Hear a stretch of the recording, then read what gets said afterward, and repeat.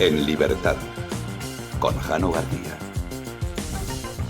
Damas y caballeros, ¿qué tal? ¿Cómo están? Sean bienvenidos a esta noche del 13 de febrero de 2025. Se acerca la paz a Ucrania tras ya casi 3 años de guerra. Y eso sí, ahora lo que hay que valorar es qué tipo de paz.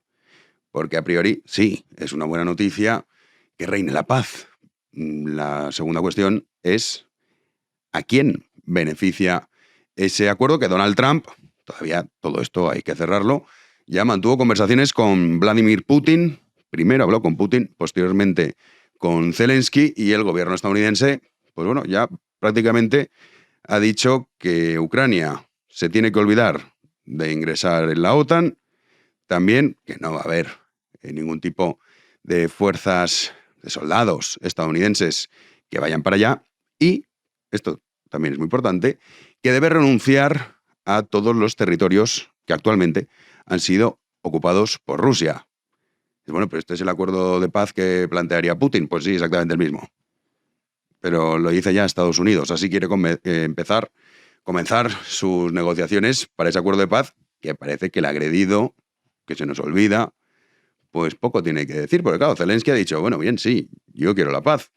Los ucranianos llevan sufriendo esta guerra. De hecho, este propio miércoles, esta madrugada del miércoles, bombardeo intensivo en Kiev. Y sí, pues claro, todos quieren intentar recuperar la normalidad de sus vidas. Zelensky no es que esté pasando por un gran momento en cuanto a popularidad se refiere. Pero más allá de eso, la pregunta de Zelensky es, bueno, ¿y yo qué? O sea, todo para Rusia, tenemos que ceder en todo los ucranianos, ¿y nosotros qué sacamos a cambio? Para esto hemos estado defendiéndonos, dejando la vida de miles y miles de personas. Porque es que este es el acuerdo de Putin, en boca de Donald Trump. Esto ya se sabía. Al final, desgraciadamente, lo que va a ocurrir es que vamos a dejar tirado una vez más a nuestros supuestos aliados. Porque luego hay otra derivada de fondo, que ahora la comentaremos, que es la cuestión de la OTAN, de los países europeos, que en gasto militar, pues ya saben ustedes, y ya en el caso de España, somos el país que menos invierte en gasto militar de todos los países miembros de la OTAN. Y también Trump ha dicho, oiga, si ustedes quieren defender a su aliado ucraniano, porque aquí los que vamos a perder primero son los ucranianos, luego los europeos. Páguenselo ustedes. Y en eso tiene toda la razón. Porque Europa ha estado durante muchísimos años esperando a que los soldados, los muertos, los ponga Estados Unidos. Ahora hablaremos de esto. Pero antes escuchamos a Donald Trump cuando le decían, bueno, pero uno de los acuerdos puede pasar porque, vale, quizá Ucrania renuncie a esos territorios que se plantean, pero que pueda ingresar en la OTAN. Y Trump decía que no. NATO membership for Ukraine. I don't think it's practical to have it. Personally, I know that a new Secretary of Defense, who's excellent, Pete, made a statement today saying that he thinks it's unlikely or impractical. I think probably that's true. I think long before President Putin, they said there's no way they'd allow that.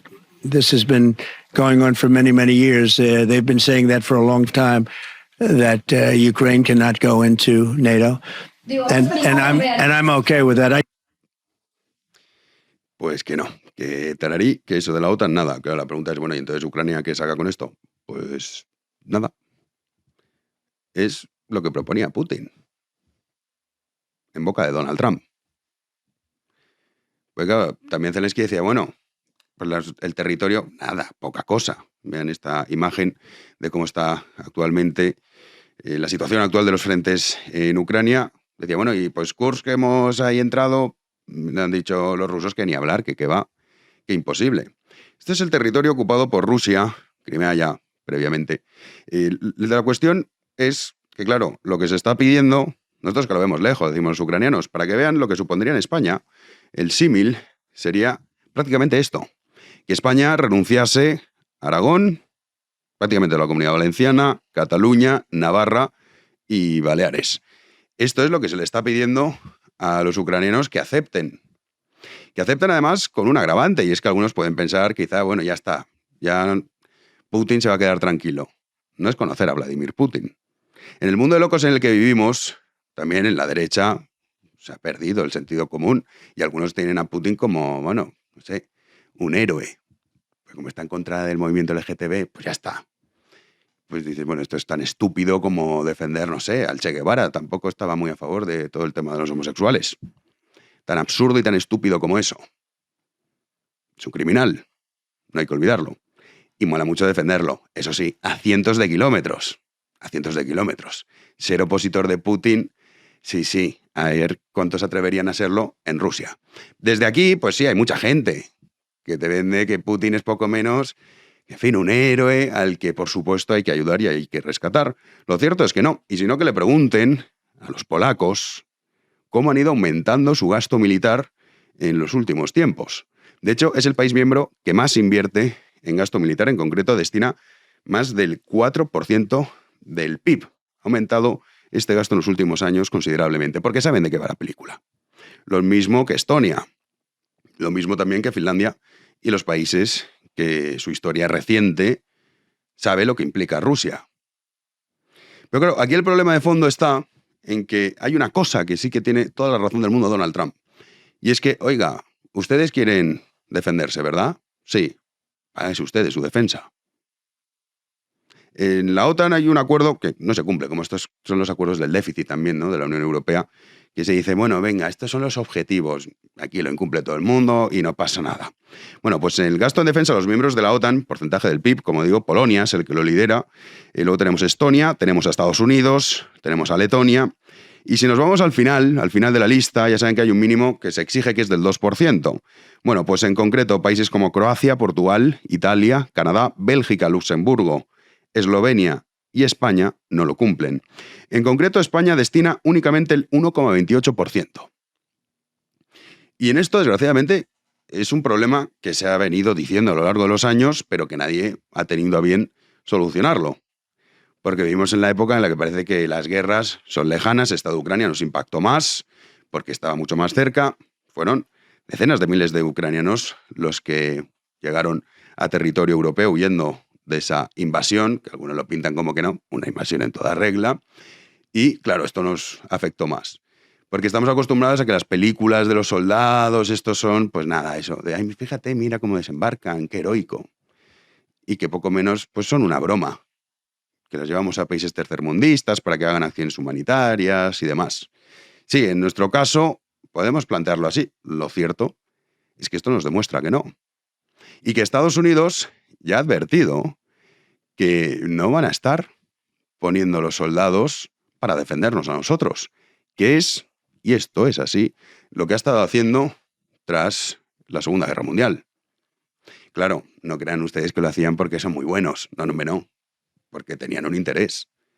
Tenían una guerra y nosotros, como formamos parte, digamos, del tablero, pues les interesaba. Pero es que ya no les interesa. Y Donald Trump lo ha dicho siempre muy claro. Esto de la OTAN no es nuevo. No lo es.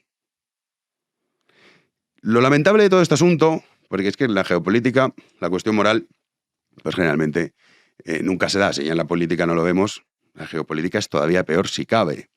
Pero no deja de ser sorprendente ver cómo a los aliados los dejamos tirados y todos decimos, ¡ay, qué injusto, qué injusticia! ¿Esto cómo puede ser? Los hemos mandado a morir para nada. Porque al final el plan de paz sea el que dice Putin, ni siquiera Europa va a decir, no, nosotros no aceptamos esto. ¿No se va a contar con nosotros? Pues sí, pero para contar con nosotros tendríamos que también contar con lo que supone ir a la guerra. Porque esta es la gran cuestión. ¿Estaría usted dispuesto a mandar a su hijo al frente? ¿O estaría usted mismo dispuesto a ir al frente por defender a Ucrania? Pues esa respuesta que ustedes dan, pues esto es con lo que juega Vladimir Putin. Esta es la triste realidad. Porque claro, la guerra no es agradable. No lo es. De hecho, esto, claro, nosotros cuando decían la guerra de Irak, Afganistán, bueno, sí, hubo casos excepcionales, pero en el caso del Reino Unido, justo esa época, recuerdo vivir en Londres y era prácticamente todos los días, no les digo todos los días, pero prácticamente todos los días, la noticia de algún soldado que había fallecido. Con el posterior drama que supone ver cómo llega ese avión con el féretro del soldado caído. La viuda, los niños pequeños, el llanto desconsolado. Cuando no, chavales de 20 años. Eso es una guerra. ¿Estamos nosotros dispuestos a presenciar esas imágenes? Hay otros países que sí. Que le preguntan a los rusos que han sido enviados al frente de forma obligatoria. No se crean tú que han ido ahí preguntando, haciendo, a ver, ¿usted quiere ir? No, usted va. Y a ver quién le tose a Vladimir. O en el caso de España, con el caso de Marruecos, que lo tenemos bien cerca, y esto lo digo, que muchos piensan, bueno, no, pero estamos en la OTAN, ¿no? Si nos atacasen, nos defenderían. Pues habría que verlo, ¿eh? Con Estados Unidos que en su momento, ya con la Marcha Verde, estuvo ayudando para que nos quitasen parte de nuestros territorios. De hecho, la Marcha Verde, si ustedes buscan imágenes, muchos acudieron con la bandera de Estados Unidos, ¿eh? No hay que olvidarlo. No hay que olvidarlo. Pero cuando uno presta toda su defensa a, bueno, ya que venga otro a defenderme, cede su propia soberanía a terceros, pues si el tercero se aparta, a ver qué haces. Y esto es un problema que tiene España, pero que tiene la inmensa mayoría de los países europeos, que han abandonado por completo la cuestión militar. Y si alguien se cree que Putin se queda con, bueno, los territorios ocupados de Ucrania y ya está, hay que ser muy ingenuo, ¿eh? Los polacos saben que esto no es así. De hecho, el secretario general de la OTAN, Mark Rutte, que fue primer ministro de los Países Bajos, pues hacía un llamamiento diciendo, bueno, venga, ahora ya sí, que no es la primera vez que lo escuchamos. Vamos a ponernos en serio para poder defendernos nosotros mismos sin necesidad de que el presidente de turno de Estados Unidos tenga bien o no mandar a sus soldados. Lo escuchamos. We have to ramp up defense spending because we know we cannot protect ourselves 4 or 5 years from now if we don't. And also we need to ramp up defense spending because it is clear that the US rightly requires us to do more here on the European side and the Canadian side of NATO. It's only fair, it's only sensible. We also will discuss defense industrial production because we simply do not produce enough. This is including the US and up to and including Turkey and everything in between. We need to really get more output from our huge defense industrial base to keep up with Russia, the Chinese and others. Que necesitamos estar a la altura del resto de países y esto, pues claro, implica un gasto que no es menor. Pero insisto, esta es la pregunta que conviene responder. ¿Estaría usted dispuesto a mandar a su hijo al frente? Pues en España, ya no estamos hablando del caso Ucrania, ¿eh? En España se han realizado numerosas encuestas en países europeos preguntando al respecto. Oiga, ¿usted iría a la guerra, defendería a su país en caso de ser invadido, por ejemplo, por Marruecos? Pues bueno, España, en concreto, el 53% no estaría dispuesto. No estaría dispuesto a defender a su propio país. Ya no hablamos de un país tercero. No lo estaría. O sea que aquí se juntan muchos problemas. Si también hay encuestas relacionadas, ¿está usted a favor de aumentar el gasto militar? La inmensa mayoría te dice que no. Porque pensamos que todo esto es un juego. Porque vivimos una excepción histórica. Una excepción histórica que se ha roto. Y que Estados Unidos, ya en el anterior mandato de Donald Trump, lo iba avisando, ya no está dispuesto a pagarnos nuestra defensa. Lo cual parece razonable. Usted quiere defenderse, hágalo con su dinero, hágalo con sus soldados, hágalo con sus ciudadanos. La cuestión es, ¿queremos nosotros defendernos? ¡Comenzamos! Como cada jueves, y hoy más que otras semanas, tenemos el privilegio de contar con Gabriel Albiac. ¿Qué tal? ¿Cómo estás? Pues como cada jueves, encantadísimo de estar aquí charlando contigo. El tema, bueno, supongo que hablaremos del tema de Ucrania, el tema Trump, Putin y sobre todo, más allá de eso, de todo lo que puede significar este cambio. Nosotros como europeos, pues en fin, preocupados deberíamos estar.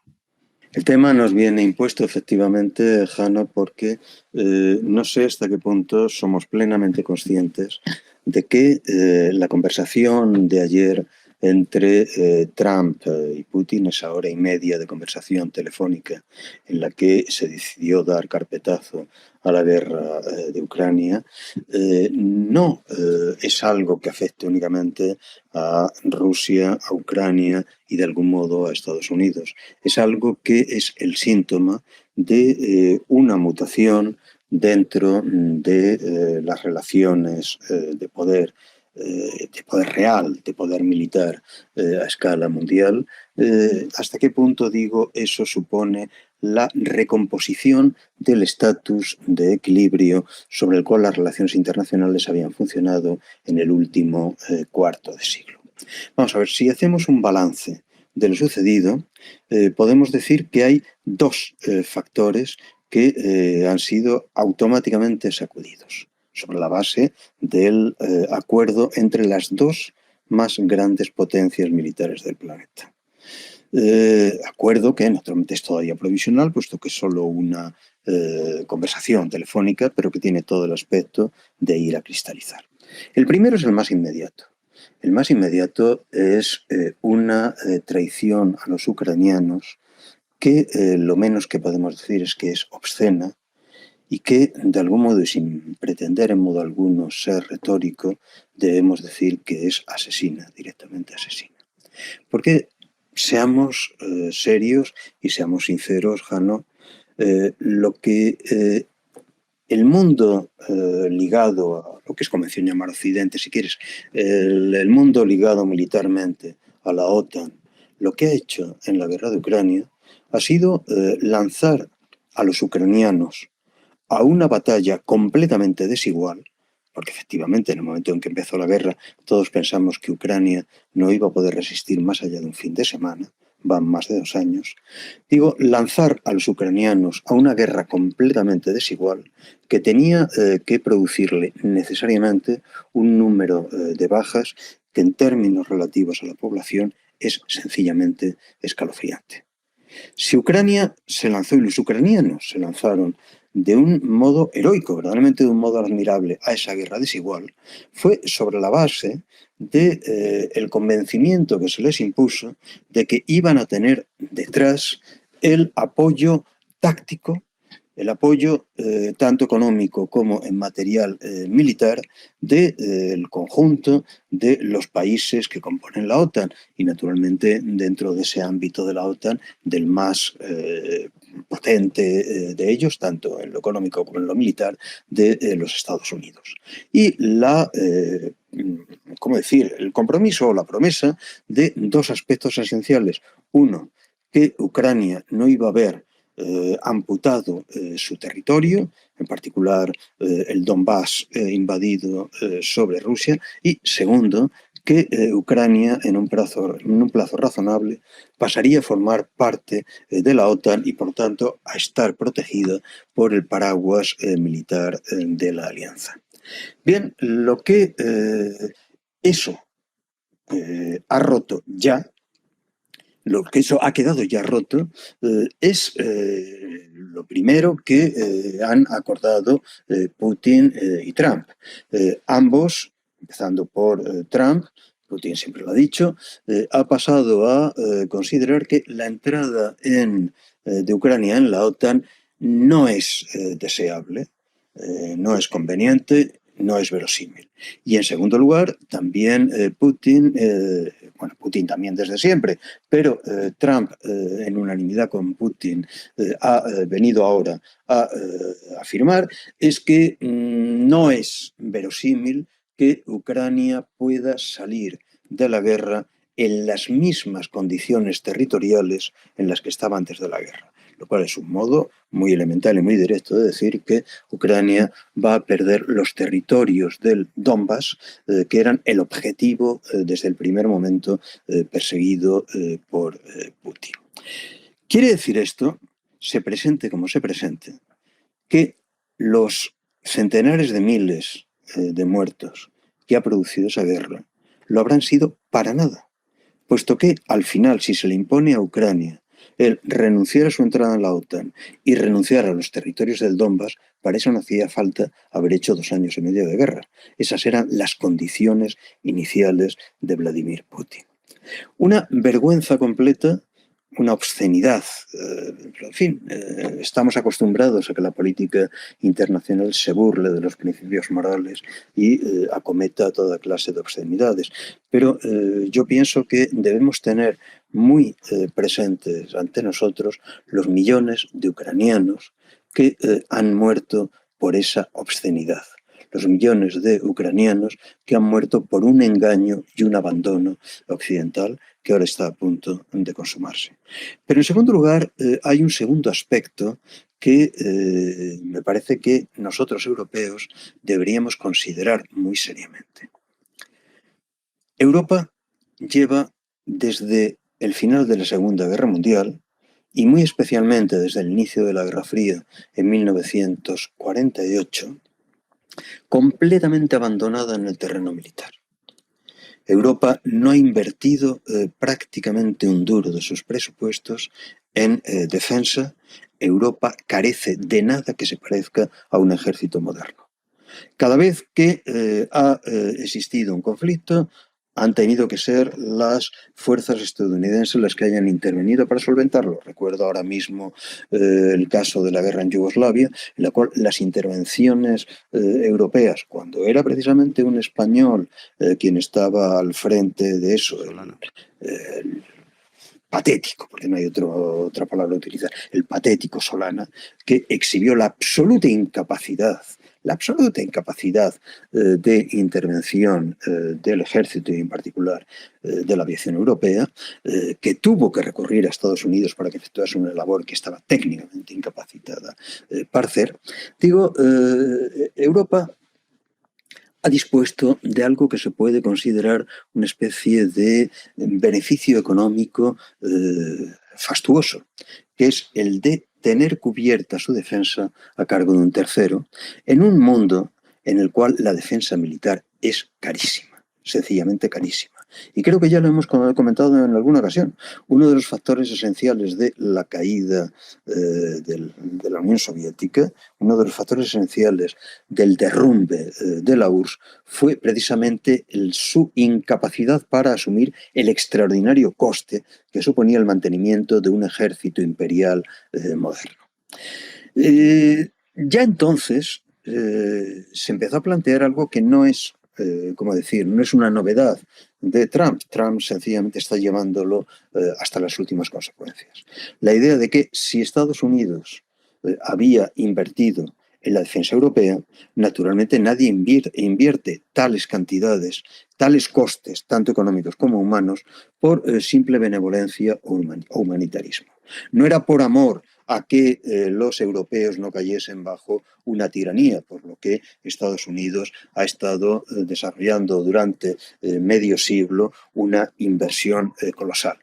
Era sencillamente porque en el equilibrio de fuerzas, al cual llamamos Guerra Fría, para Estados Unidos era esencial mantener una alianza y también un mercado económico abierto en Europa. Lo que se produce a partir de, el último tercio del siglo XX, desde luego a partir del momento del derrumbe de la URSS, es la desaparición de la menor rentabilidad de esa inversión estadounidense en Europa. Europa ni económica ni militarmente existe. Vamos a ver, los equilibrios de fuerza se han trasladado. Los equilibrios militares no están siempre en los mismos lugares. En estos momentos, para Estados Unidos, el equilibrio económico y militar se asienta en otra zona. Se asienta en Asia y muy especialmente en el mar de China. De ahí, naturalmente, los intereses que Estados Unidos está desarrollando hacia la creación de caladeros en esa zona, por ejemplo, los acuerdos con Vietnam y con los países confrontados a China en esa zona, para hacer de ese espacio el lugar privilegiado de la presencia militar estadounidense. A partir de esa decisión, todos los gobiernos americanos, digo todos, han insistido sobre el hecho de que Europa tenía que empezar a garantizar su propia defensa. Y entre otras cosas, empezar a garantizar tu propia defensa supone aumentar enormemente el porcentaje de tus presupuestos que van a gasto militar. Y si eso se puede decir genéricamente de Europa, ¿qué vamos a decir de España? Que, si no me equivoco, es en estos momentos el país con menor porcentaje de inversión de presupuesto en el presupuesto militar. Ya en su momento Biden lo planteó abiertamente y Trump lo ha formulado de ese modo brutal, de ese modo bestial, que es tan estéticamente poco agradable, que es el de Trump, al decir que Estados Unidos estaba dispuesto a defender a los europeos siempre y cuando los europeos lo pagasen.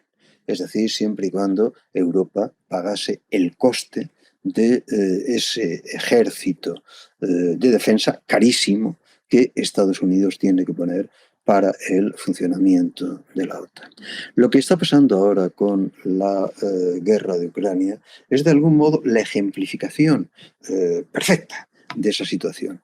Miren ustedes pueden decir que la supervivencia de Ucrania es vital para Europa, pero si efectivamente esa supervivencia es vital para Europa, debiera ser Europa, y en particular los ejércitos europeos, quienes asumiesen el coste de la defensa. La pregunta estadounidense es, ¿están ustedes dispuestos a cargar con el coste económico, pero también militar y humano, de defender militarmente a Ucrania? No. Pues miren, no tienen ustedes el menor derecho, ni moral, ni político, ni jurídico, a exigirnos que seamos nosotros los que paguemos con ustedes. Y naturalmente, en una situación así, a corto plazo, quien paga es Ucrania, pero no nos engañemos, Jano, a medio plazo, quienes pagan son los ciudadanos europeos que constatan hasta qué punto han sido dejados en lo militar completamente indefensos. Hablabas, Gabriel, del caso de España. En el caso de España, concretamente, nosotros destinamos el 1,28% del PIB a lo que viene a ser a defensa. Es grotesco para un país moderno. Sí. Cualquiera que estudie lo que son hoy las estructuras militares altísimamente cualificadas, sabe perfectamente que son estructuras muy, muy, muy caras. Entonces, bueno, tienes dos opciones, que es o realmente introducir una reforma presupuestaria que prime ese coste real de la financiación militar, o de lo contrario, hacerte la idea de que nunca pasarás de ser un país dependiente, de unos o de otros, pero dependiente. Sí, que el compromiso con la OTAN es del 2% de los países miembros. No es el único país, España, que lo incumple, pero nosotros sí que somos los últimos, los que menos invertimos. No, sí, pues incumplirlo lo incumple la mayor parte de los países europeos, pero lo de España ya llega al ridículo. Sí, además es que es lo que tú dices, oye, o te pagas tú la defensa o si la dejas en manos de terceros, si el tercero te abandona, a ver, ¿qué haces? No puedes esperar que un coste de ese tipo, insisto, en lo económico como en lo humano, se produzca gratis. Si tú pides a alguien que se mate por ti, está claro que a cambio no tienes más que una cosa que hacer, que es convertirte en el subordinado de ese que se supone que está pagando tu supervivencia. Sí, luego tienes el caso de Polonia, que sí que está invirtiendo mucho también porque conocen y su historia. A ver, es que Polonia tiene una historia con la cual se aprende mucho. Polonia no ha sido jamás en la edad moderna dejada tranquila por ninguno de sus vecinos. Eso implica que o Polonia se dota de un ejército moderno y potente bajo el paraguas de la OTAN, pero propio, potente, de primer nivel, o sabe perfectamente que su existencia es tan precaria como lo ha sido siempre. Sí, roza el 5% lo que invierte Polonia, que además lo ha disparado el gasto en los últimos años. Es que hasta el último. Saben de qué están hablando, saben de qué va esto. Hasta el último polaco sabe lo que se está jugando en ese 5%. Nosotros aparentemente no lo sabemos. Es maravilloso, pero somos probablemente el único país de Europa que no acaba de entender que el ejército no es un invento fascista, que el ejército es la condición de existencia de las condiciones modernas y que el ejército moderno no lo crean no sé qué despotismos o dictaduras extrañas. El ejército moderno lo crea la Revolución Francesa. Pues sí, me temo, Gabriel, que no lo tenemos nada claro. Y a ver qué ocurre, porque esto, desde luego, para nosotros como europeos, más allá de que uno diga, oye, pues sí, Donald Trump puede decir, o ustedes se lo pagan, o nosotros los estadounidenses no se crean, ya no nos interesan, entonces no vamos a defenderlos. Pero claro, esto para nosotros nos deja una situación complicada. Mark Rutte hoy decía, secretario general de la OTAN, Sí. que bueno, oye, en 4 o 5 años vamos a tener que ser capaces de autodefendernos. Y dices, joder, macho.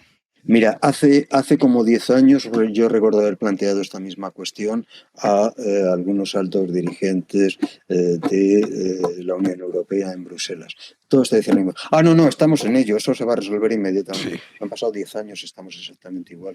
Lo que acaba de decir hoy el responsable de eso es como para que uno diga, sí, ya se lo he oído a ustedes 20 veces. Así es.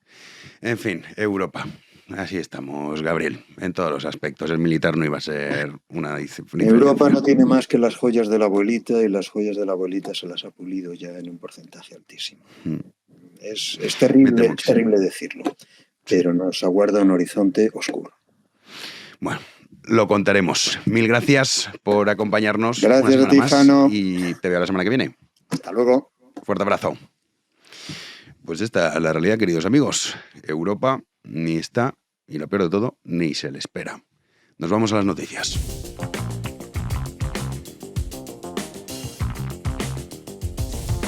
Recibimos ya a Juanan de Rubert. ¿Qué tal, Juanan? ¿Qué tal, Jano? Muy buenas noches, ¿cómo estamos? Pues aquí, siguiendo la geopolítica. Iba a decir el desagradable mundo geopolítico, es que siempre lo es. Ya, sí, la geopolítica siempre tiene ese La moral punto, y la geopolítica no casan, y lo estamos viendo, lo has estado comentando largo y tendido en tu monólogo y también con Albiac, que está la cosa muy fastidiada. Se veía con venir, Ucrania, sí. Se veía venir, Sí, que los sí. íbamos a dejar tirados como perros. Pero en fin. Y Europa ahí en medio, que no se sabe muy bien qué Ahora, actor político es. La promesa de Rutte de, venga, ahora ya sí. En 4 años nosotros nos vamos a ser capaces de defendernos. Ya. Ay, Y Margarita señor. Robles ha dicho, hombre, aumentar el gasto militar, luego lo escucharemos en la tertulia, pero no solamente es esto. No, la repostería también, no sé. Claro, sí, el catering, El catering exacto. también, claro. Me quedo más tranquilo, Jano. Increíble. Bueno, esto está con el SMI. Mientras tanto. Mientras el mundo está patas arriba, Sí. nosotros, oye, a ver, ¿quién tiene la culpa de que tributen los del salario Ha mínimo? sido tú, lo ha decidido Montero, ha sido Yolanda Díaz, pero bueno, mientras el mundo está a otras cosas, pues nosotros nos peleamos con... A ver, Jano, es un asunto importante. Fundamental, claro. Fundamental.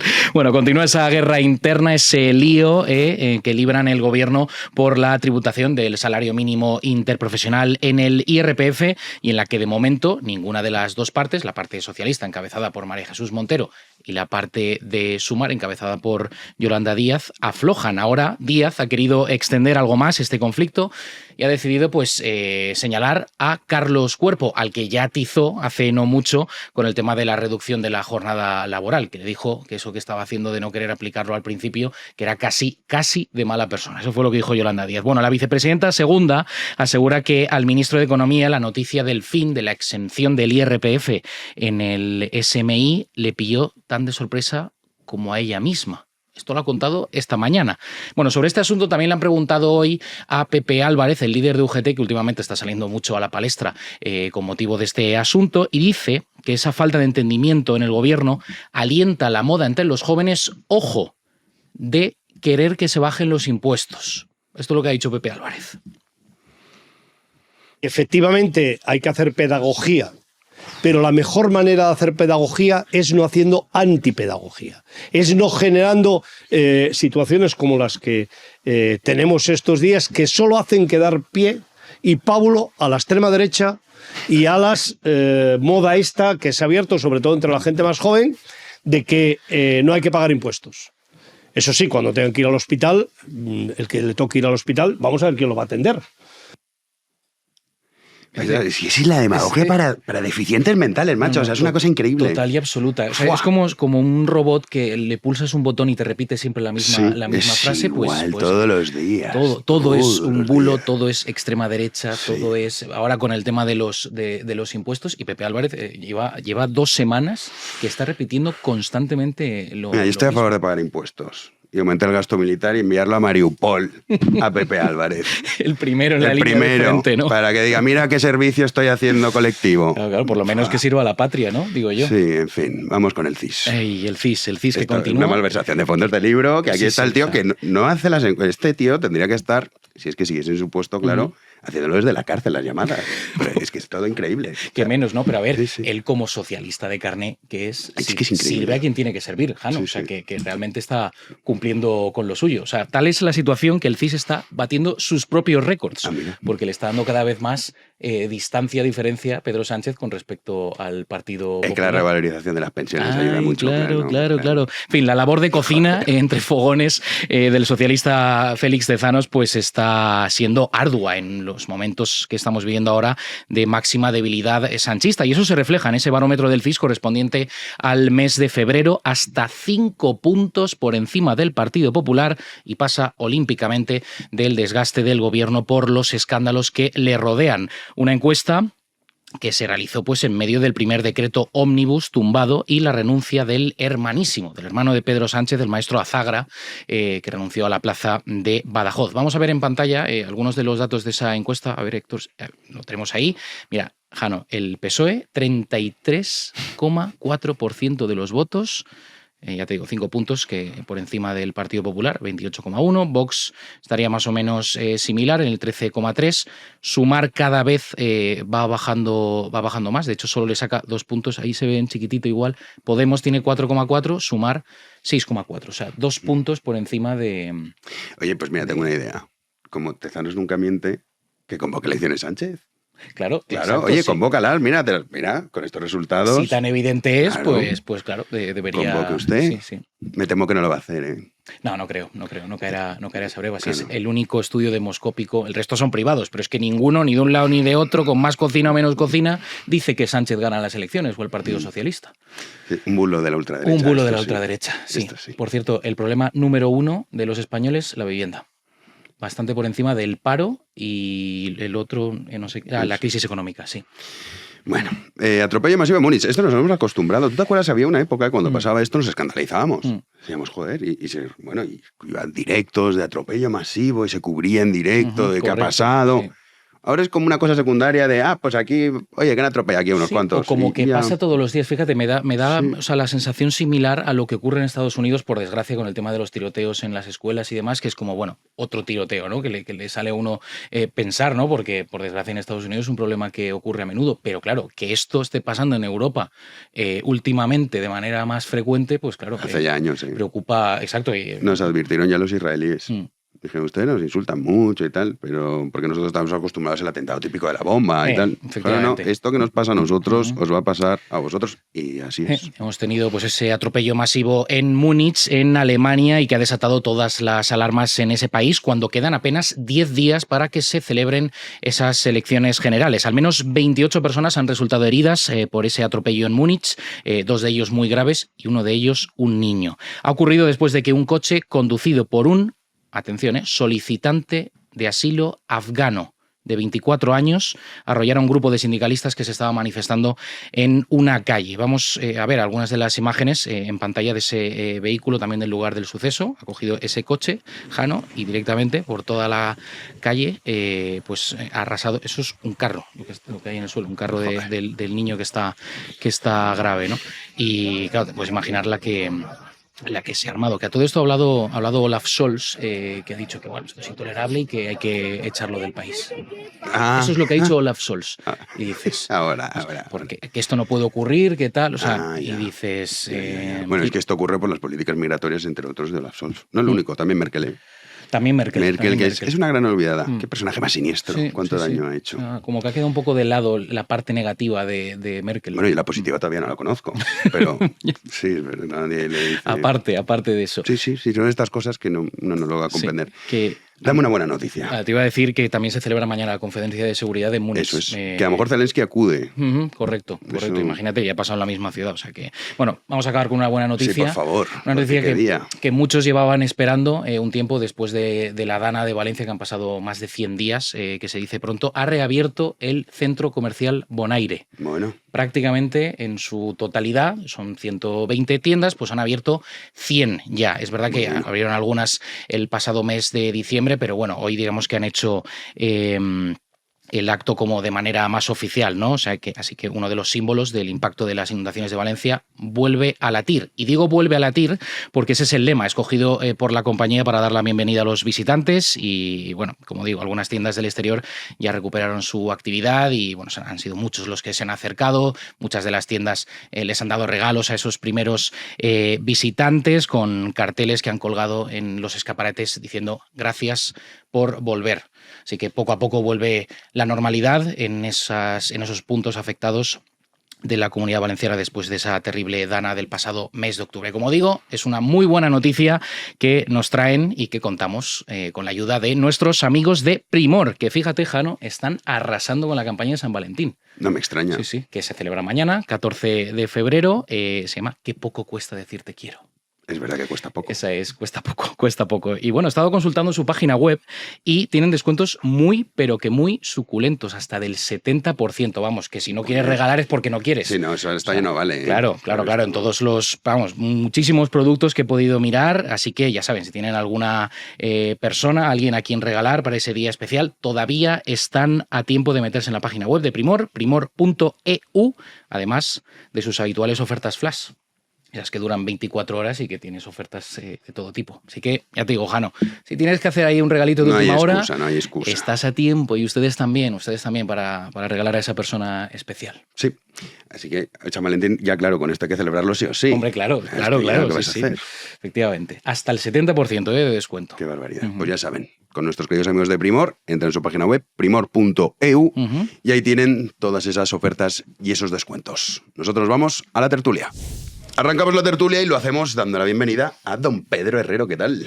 Pues la verdad es que muy bien, dispuesto a hackear el programa otra vez más, junto con el Ayatolá y el niño de la primera comunión, que tengo que decir que hay dos testigos en esta mesa de que antes de sentarse en esta mesa está repeinándose y pegándose el pelo. Así es. Cual niño en dirección a su primera comunión. Cual persona seada, efectivamente. Sí, no, Miguel ha hecho un esfuerzo que ha dejado por un momento su puesto en el Corte Inglés en la sección de discos, y menaje. Pues no pasa nada. ¿Qué tal hoy en menaje? ¿Cuánto habéis facturado la casa? Exacto, bienvenido Miguel Rovira. Hasta hace unos segundos estaba todo genial. No dejas que se metan contigo, nada. Miguel. Todos sabemos que trabajas en Tecnocas. Muy agradecido por venir a este monólogo en primer plano, que es lo que va a ser la tertulia con Pedro. No, vamos a hacerlo No, nos vamos a cuadrar. Entiendo que venga enfadado porque no ha conseguido robar los embriones de Jurassic Park. Como tal y como hizo Dennis Nedry. Pero bueno, bien, nada, es verdad. contento de estar con él un día más, a pesar de, ¿no? Y de estos amigos que desde los jerseys perpetuos me dan clases de estilismo. Javier Martínez Fresneda, ¿qué tal? No sé qué decir. Buenas noches. Vamos a ponernos un poco serios. Sí. Totalmente. Porque hay un tema que, Pedro, tú además has hecho muchas veces esta pregunta. ¿Puedo presentarlo? Venga. Mira, estoy living con un tema de Twitter de hoy, ¿vale? No, pero esto no es lo que vamos a hablar. No, espérate, entonces, no, luego nos cuentas ese rollo, no. Yo voy a la pregunta que tú haces habitualmente, que me parece muy interesante. Vale. Sin que sirva de precedente. Pedro a veces dice cosas muy interesantes. Sí. Y él muchas veces le pregunta a la gente, ¿tú mandarías a mi hijo a la guerra? ¿Voy por la calle? ¿Tú mandarías a mi hijo o tú mandarías a tu hijo? No, tú mandarías a mi hijo a la guerra, esa es la pregunta. Hijos. Yo tengo tres, ¿no? Entonces, tus hijos a la guerra. Entonces, aprovechando... No, a defender las Islas Canarias. Ah, vale, pues esa es la pregunta. Un rotundo Bueno, espera un momento. Entonces, como ya con Gabriel Vea que hemos hecho la parte geopolítica seria, entonces vamos a ir a la parte... parte de los gilipollas. No, que me parece bienvenidos. Esta es la parte de los mongolitos. No, coño, me parece de verdad súper interesante la pregunta porque hay una encuesta de esas muchas que se hacen que el 53% de los españoles no estaría dispuesto a ir a la guerra. Los países que sacan porcentaje son los armenios, que la historia del pueblo armenio supongo que la conocéis, claro. ¿No? Entonces, el 96% de los armenios sí estaría dispuesto a ir a la guerra. Le sigue medio país. Eso es. Arabia Saudí con el 94% y Azerbaiyán con el 88%. claro, las cifras de España son malas, pero también es cierto que va en línea de lo que son la mayoría de los países europeos. De hecho, cuanto más cerquita están con Rusia, más son favorables a decir sí, yo iría a la guerra. Entonces, me parece que es muy pertinente esta pregunta, teniendo en cuenta la situación geopolítica, teniendo en cuenta que muchos países ya han dicho vamos a volver a instaurar el servicio militar obligatorio, teniendo en cuenta el aumento del gasto que, por ejemplo, ha batido récords Polonia en los últimos años, y sobre todo lo que ha dicho Mark Rutte, que ha dicho, no, sí, ahora nos vamos a defender nosotros. Claro, defenderse nosotros implica que nos lleguen los ataúdes de nuestros soldados muertos. Y verlo, ¿eh? Y ver cómo llega el soldado que ha fallecido, cómo la viuda llora, cómo los niños pequeños lloran, o como chavales de 20 años llegan y sus familias lloran. Esto es lo que implica. Entonces, es una pregunta que, claro, no nos hacemos habitualmente, pero Pedro lo hace mucho. Entonces, ahora sí, abre fuego. A ver, yo creo que esto nos remite un poco al inicio de la comunidad política, ¿no? De la comunidad moral. Yo prefiero comunidad moral porque me parece que es lo que nace en la polis, ¿no? Entre Atenas, Roma y Jerusalén nace una manera de conducir a la ciudad que habla del bien común, de una visión colectiva en torno a una misma idea de bien, ¿no? Y eso articula la ciudad inacabada, que se define también en la política, ¿no? Claro, es importante saber dónde acaba la ciudad, dónde acaba el nosotros, cuál es la determinación, o sea, dónde pongo el límite en el que lo que esté fuera de ese límite ya no soy yo y por lo tanto no merece mi solidaridad, ni mi cuidado, ni mi preocupación, ¿no? O sea, J.D. Vance hablaba hace poco de las redes extensivas, ¿no? De cómo vamos cuidando a los otros por extensión a las redes muchas veces familiares o amicales, ¿no? Entonces, esa comunidad moral... muchas veces la determinación última, donde se define con una claridad meridiana, es en el conflicto. Oye, ¿tú eres capaz de pegarte con tu hermano, por tu hermano, para defenderle? ¿Eres capaz de sacrificarte, incluso del sacrificio último, por tus hijos, ¿no? La cuestión es que vivimos hoy en un tiempo de comunidades morales debilitadas. Tenemos un problema fundamental para articular una visión sobre quiénes somos nosotros. Llevamos... pues desde 1989 al 2007, viviendo una época de optimismo que hacía que ampliásemos esos perímetros, ¿no? Es decir, que venga más Unión Europea, fronteras más amplias, contenedores de ciudadanía más amplios y fronteras más débiles que permitían que entrasen millones de personas de manera irrestricta, ¿no? Porque íbamos a constitucionalizar a toda esa gente para que hubiera un nosotros colectivo. Con erótico resultado en Francia y con erótico resultado en el Reino Unido. Hasta ahora, la única gran máquina de integración conocida en términos de Estado nacional posterior a la modernidad son los Estados Unidos. El resto siguen teniendo limitaciones a la hora de construir ese nosotros desde la nada, ¿no? Y en el caso de España, además, eso se cruza con algo que todos somos conocedores, que es un sentimiento nacional muy debilitado. Muy frágil, muy tenue, muy vaporoso. Así que, claro, cuando durante años te encuentras a gente, señalando a Estados Unidos, porque es que no garantiza los derechos en Ucrania, no garantiza los derechos en Afganistán, no garantiza los derechos en Irak, no garantiza los derechos... Oiga, mire, campañas tipo Boko Haram, Bring Back Our Girls, decía, ¿no? La gente con una fotografía porque habían raptado. Y claro, a mí eso siempre... Oye, perdona, ¿tú quieres que metamos a 200 de la Legión en helicópteros que están preparados para eso, los llevamos al sitio de África, matamos a 150 tíos de Boko Haram y traemos a las chicas? Porque es lo que hay que hacer, digo, o sea, no pasa, digo, en España la gente tiene dificultades para entender que vivimos en un mundo donde fuera del perímetro de la vida contemporánea moderna, las relaciones se determinan así.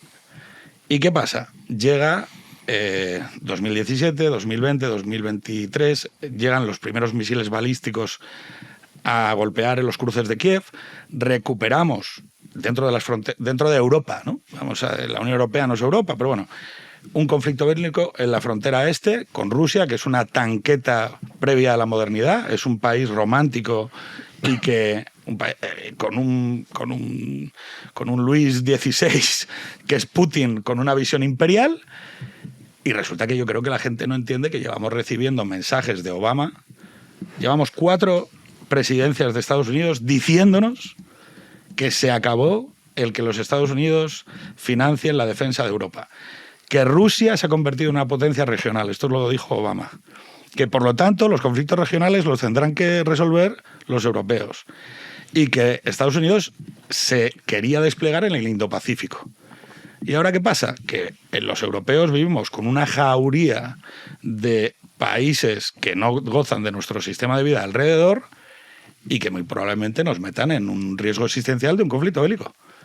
Entonces, esa pregunta, que era teórica hace 3 años, hoy vuelve con realidad. Y entonces, Miguel Rovira. Te escuchamos. Avanti, venga. ¿Crees que te ves capaz de mandar a Carmen, Manel y Adrián a defender las Islas Canarias con su vida? Vamos a suponer esto. Nos invade Marruecos. Vale. Marruecos invade Canarias. Hay una frase muy conocida de Ramiro Maeztu, muy conocida, que dice que ser es defenderse, ¿no? Entonces, yo creo que la concepción que ahora mismo hay de la patria, en cualquier sector, es una concepción muy asociada a partidismo y a todo lo que el bipartidismo de alguna manera ha lastrado hasta ahora. Hay mucha gente que tiene una concepción local de su pueblo, de su municipio, que puede ser la idea de patria que tiene, ¿no? Y que es perfectamente válida, ¿no? Porque no deja de ser una identidad más española. ¿Qué ocurre? La identidad española ha estado dormida mucho tiempo y está dormida, pero porque no se ha visto amenazada, o al menos materialmente, por una agresión patente, ¿no? Las Islas Canarias en concreto, territorio tan español como Madrid o como Cuenca. Bueno, está en África. Sí, bueno, pero es territorio nuestro, joder. Entonces, sí, pero la geografía... Hombre, como Madrid no es. Claro que es como Madrid. Quiero decir, vale lo mismo. Murcia cada tampoco. Cada centímetro de Canarias es exactamente igual de válido que cada centímetro de Madrid. Entonces... Ahí sí, Miguel. Ahí sí. Claro. Entonces... ¿Lo piensas? Lo pienso totalmente. Yo también. Totalmente. ¿Tú no? Esas, ¿Tú no lo piensas? de hecho, uno de los... Y Murcia también. Mira, Alcantarilla, Orihuela. Totalmente. Sí, sí. España. Estarías dispuesto a morir. Guarromán también. No, déjame terminar. Claro. Miguel Rovira fallecido en Guarromán. Por ejemplo, y tan ricamente. Pero de todas formas, déjame que termine mi exposición. Exacto. Entonces, no ha habido una amenaza a ese modo de vida, a esas identidades que la gente percibe de forma muy dispar, ¿no? Pongo un ejemplo. Cuando tiene lugar el alzamiento del pueblo de Madrid contra los franceses, a lo mejor Manuela Malasaña 3 semanas antes no se levanta y dice, bueno, pues si vienen aquí los franceses voy a salir con mis tijeras y voy a apuñalar a uno, ¿no? Pero es lo que hizo. Entonces yo creo que esa identidad propia, de lo que es propio, de lo que es nuestro, de las calles en las que hemos jugado, pues de los campos en los que hemos veraneado, sí existe. Está adormecida porque no ha habido una agresión patente o al menos violenta y directa hasta ahora. El día de mañana puede ocurrir y puede volver a despertar, porque la garra del pueblo español pues está ahí, es muy peculiar. Y los pueblos tienen alma, como decía Américo Castro, ¿no? Si mandaría a mis hijos o no a la guerra, yo creo que mis hijos, en caso de que los tuviera... No, pues míos, los míos. Los de Pedro. Ah, los tuyos. Los de otro. Bueno, yo... Más fácil. Claro. ¿Es más fácil? No, es más difícil. Depende. Todo depende. O sea, en teoría... Respondiendo primero a la de mis hijos, ya que le había dado una vuelta, ¿no? Yo generaría el caldo de cultivo para que mis hijos fueran sin que yo tuviera que decirlo, ¿no? La última gran guerra que vivimos, que fue la guerra civil, pues yo tuve el placer de conocer a uno de los veteranos, un catalán, Feliu Vilarrubias, falleció hace poco, en el año 19, y bueno, se levantó en el año 36 en armas contra la República, una familia carlista muy grande, y cuando le preguntábamos por qué ha habido la guerra, él nos dijo que la frase lacónica de su padre había sido: hijo, ya sabes lo que tienes que hacer, ¿no? Entonces el hijo cogió el rifle y se acuarteló. Eso es lo que haría con los hijos propios, ¿no? Entonces, con los hijos de otro, depende. No puedo mandar yo a nadie a la guerra en función de un criterio completamente arbitrario. Que vayan a la guerra, ¿no? Tendría que detentar algún puesto de mando y el caso, que es lo que me vas a preguntar, suponiendo que lo tuviera, pues evidentemente movilizaría al ejército, y si el ejército no fuera suficiente, pues evidentemente, como está ocurriendo en Ucrania ahora. Sí, Rusia como ocurrió incluso en Alemania con la caída del Reich en el año 44, movilizó una escuadra llamada Volkssturm. Sí, fue el pueblo, siempre fue el pueblo, ¿no? Entonces, sí, en Madrid, en Rusia, en Ucrania, los movilizados son, claro, sí. Los movilizados es el pueblo, ¿no? Pues llegado el caso, creo que sí, porque, insisto, no creo que hiciera falta, porque mucha más gente respondería y nos sorprendería gratamente, la verdad. ¿Te has sido optimista? Yo sí, yo creo que mucha gente ahora mismo, toda la gente dice, morirías por España, la gente viene a la cabeza el caso Gürtel. Pero tú de verdad, es que mucha gente que piensa así, que tiene esos interruptores en la cabeza. Ábalos, dicen. O piensa en Ábalos, o tal. Pero sin embargo... En España no es ¿Y eso. si Ábalos te manda a la guerra? Yo voy, ¿eh? Hombre, con el coronel sí. Pero hoy, pero sí, A donde usted me diga. Con el coronel sí, pero si a una persona que vive en Móstoles le dice, oye, están entrando Marruecos por Leganés. Pero ya hay alguna ciudad por la que dices, bueno, esto me lo pienso. Una ciudad por la que esto me lo pienso. O sea, en plan... Pues seguramente. Teruel, bueno, seguramente. Yo Teruel tampoco... Pero coño, pero entonces te estás contradiciendo. Es broma, hombre. Vale. No. Cada centímetro de España cada es sagrado. centímetro de España Cada centímetro de España, desde Guarromán hasta Rosas en Gerona, es sagrado. ¿Y tú crees que el ayatolá mandaría a sus hijos a defender Ucrania? A sus hijos no lo creo. Claro, esto es otra cosa. Es que esto es la segunda derivada. ¿En nosotros? Claro, o sea, es nosotros. A ver, sé lo que haría con los míos. ¿Dónde están nosotros? ¿Dónde limitamos en nosotros? Francia, por ejemplo, Francia. Espera un momento, pero primero con la primera y luego vamos con la segunda. Sí, o sea, hay segunda. Segunda pregunta es más eso, que eso es verdad, con lo de Ucrania. Muchos que nos están viendo decimos que injusto, que los hemos dejado tirados como perros, bla, bla, bla. Vale, vamos a defenderlos. Venga, vamos a montar un ejército y vamos. Tira, bueno, a ver, por morirme yo por un tío de Mariupol, pues a lo mejor no.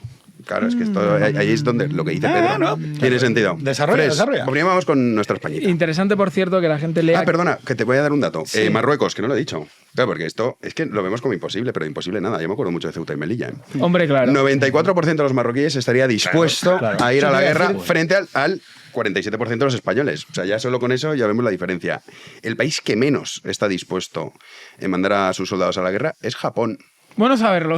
El 11%. Bueno, perdón, no las autoridades, los japoneses. Pues igual tiene que ver, una bomba atómica y tal. Los italianos, sí, quizás eso está relacionado. Los italianos, el 78%, nanay. El 78, los italianos. No son de todas partes. Finlandia, que es lo que comentamos un poco antes, conforme la cercanía con Rusia es mayor, el 74% sí estaría dispuesto. Perdona, Fres. Sí, yo rápidamente por hilar cosas que han salido aquí, ¿no? En primer lugar, no es que lo haya dicho Pedro, pero hay veces que cuando se plantea esta cuestión parece que es así.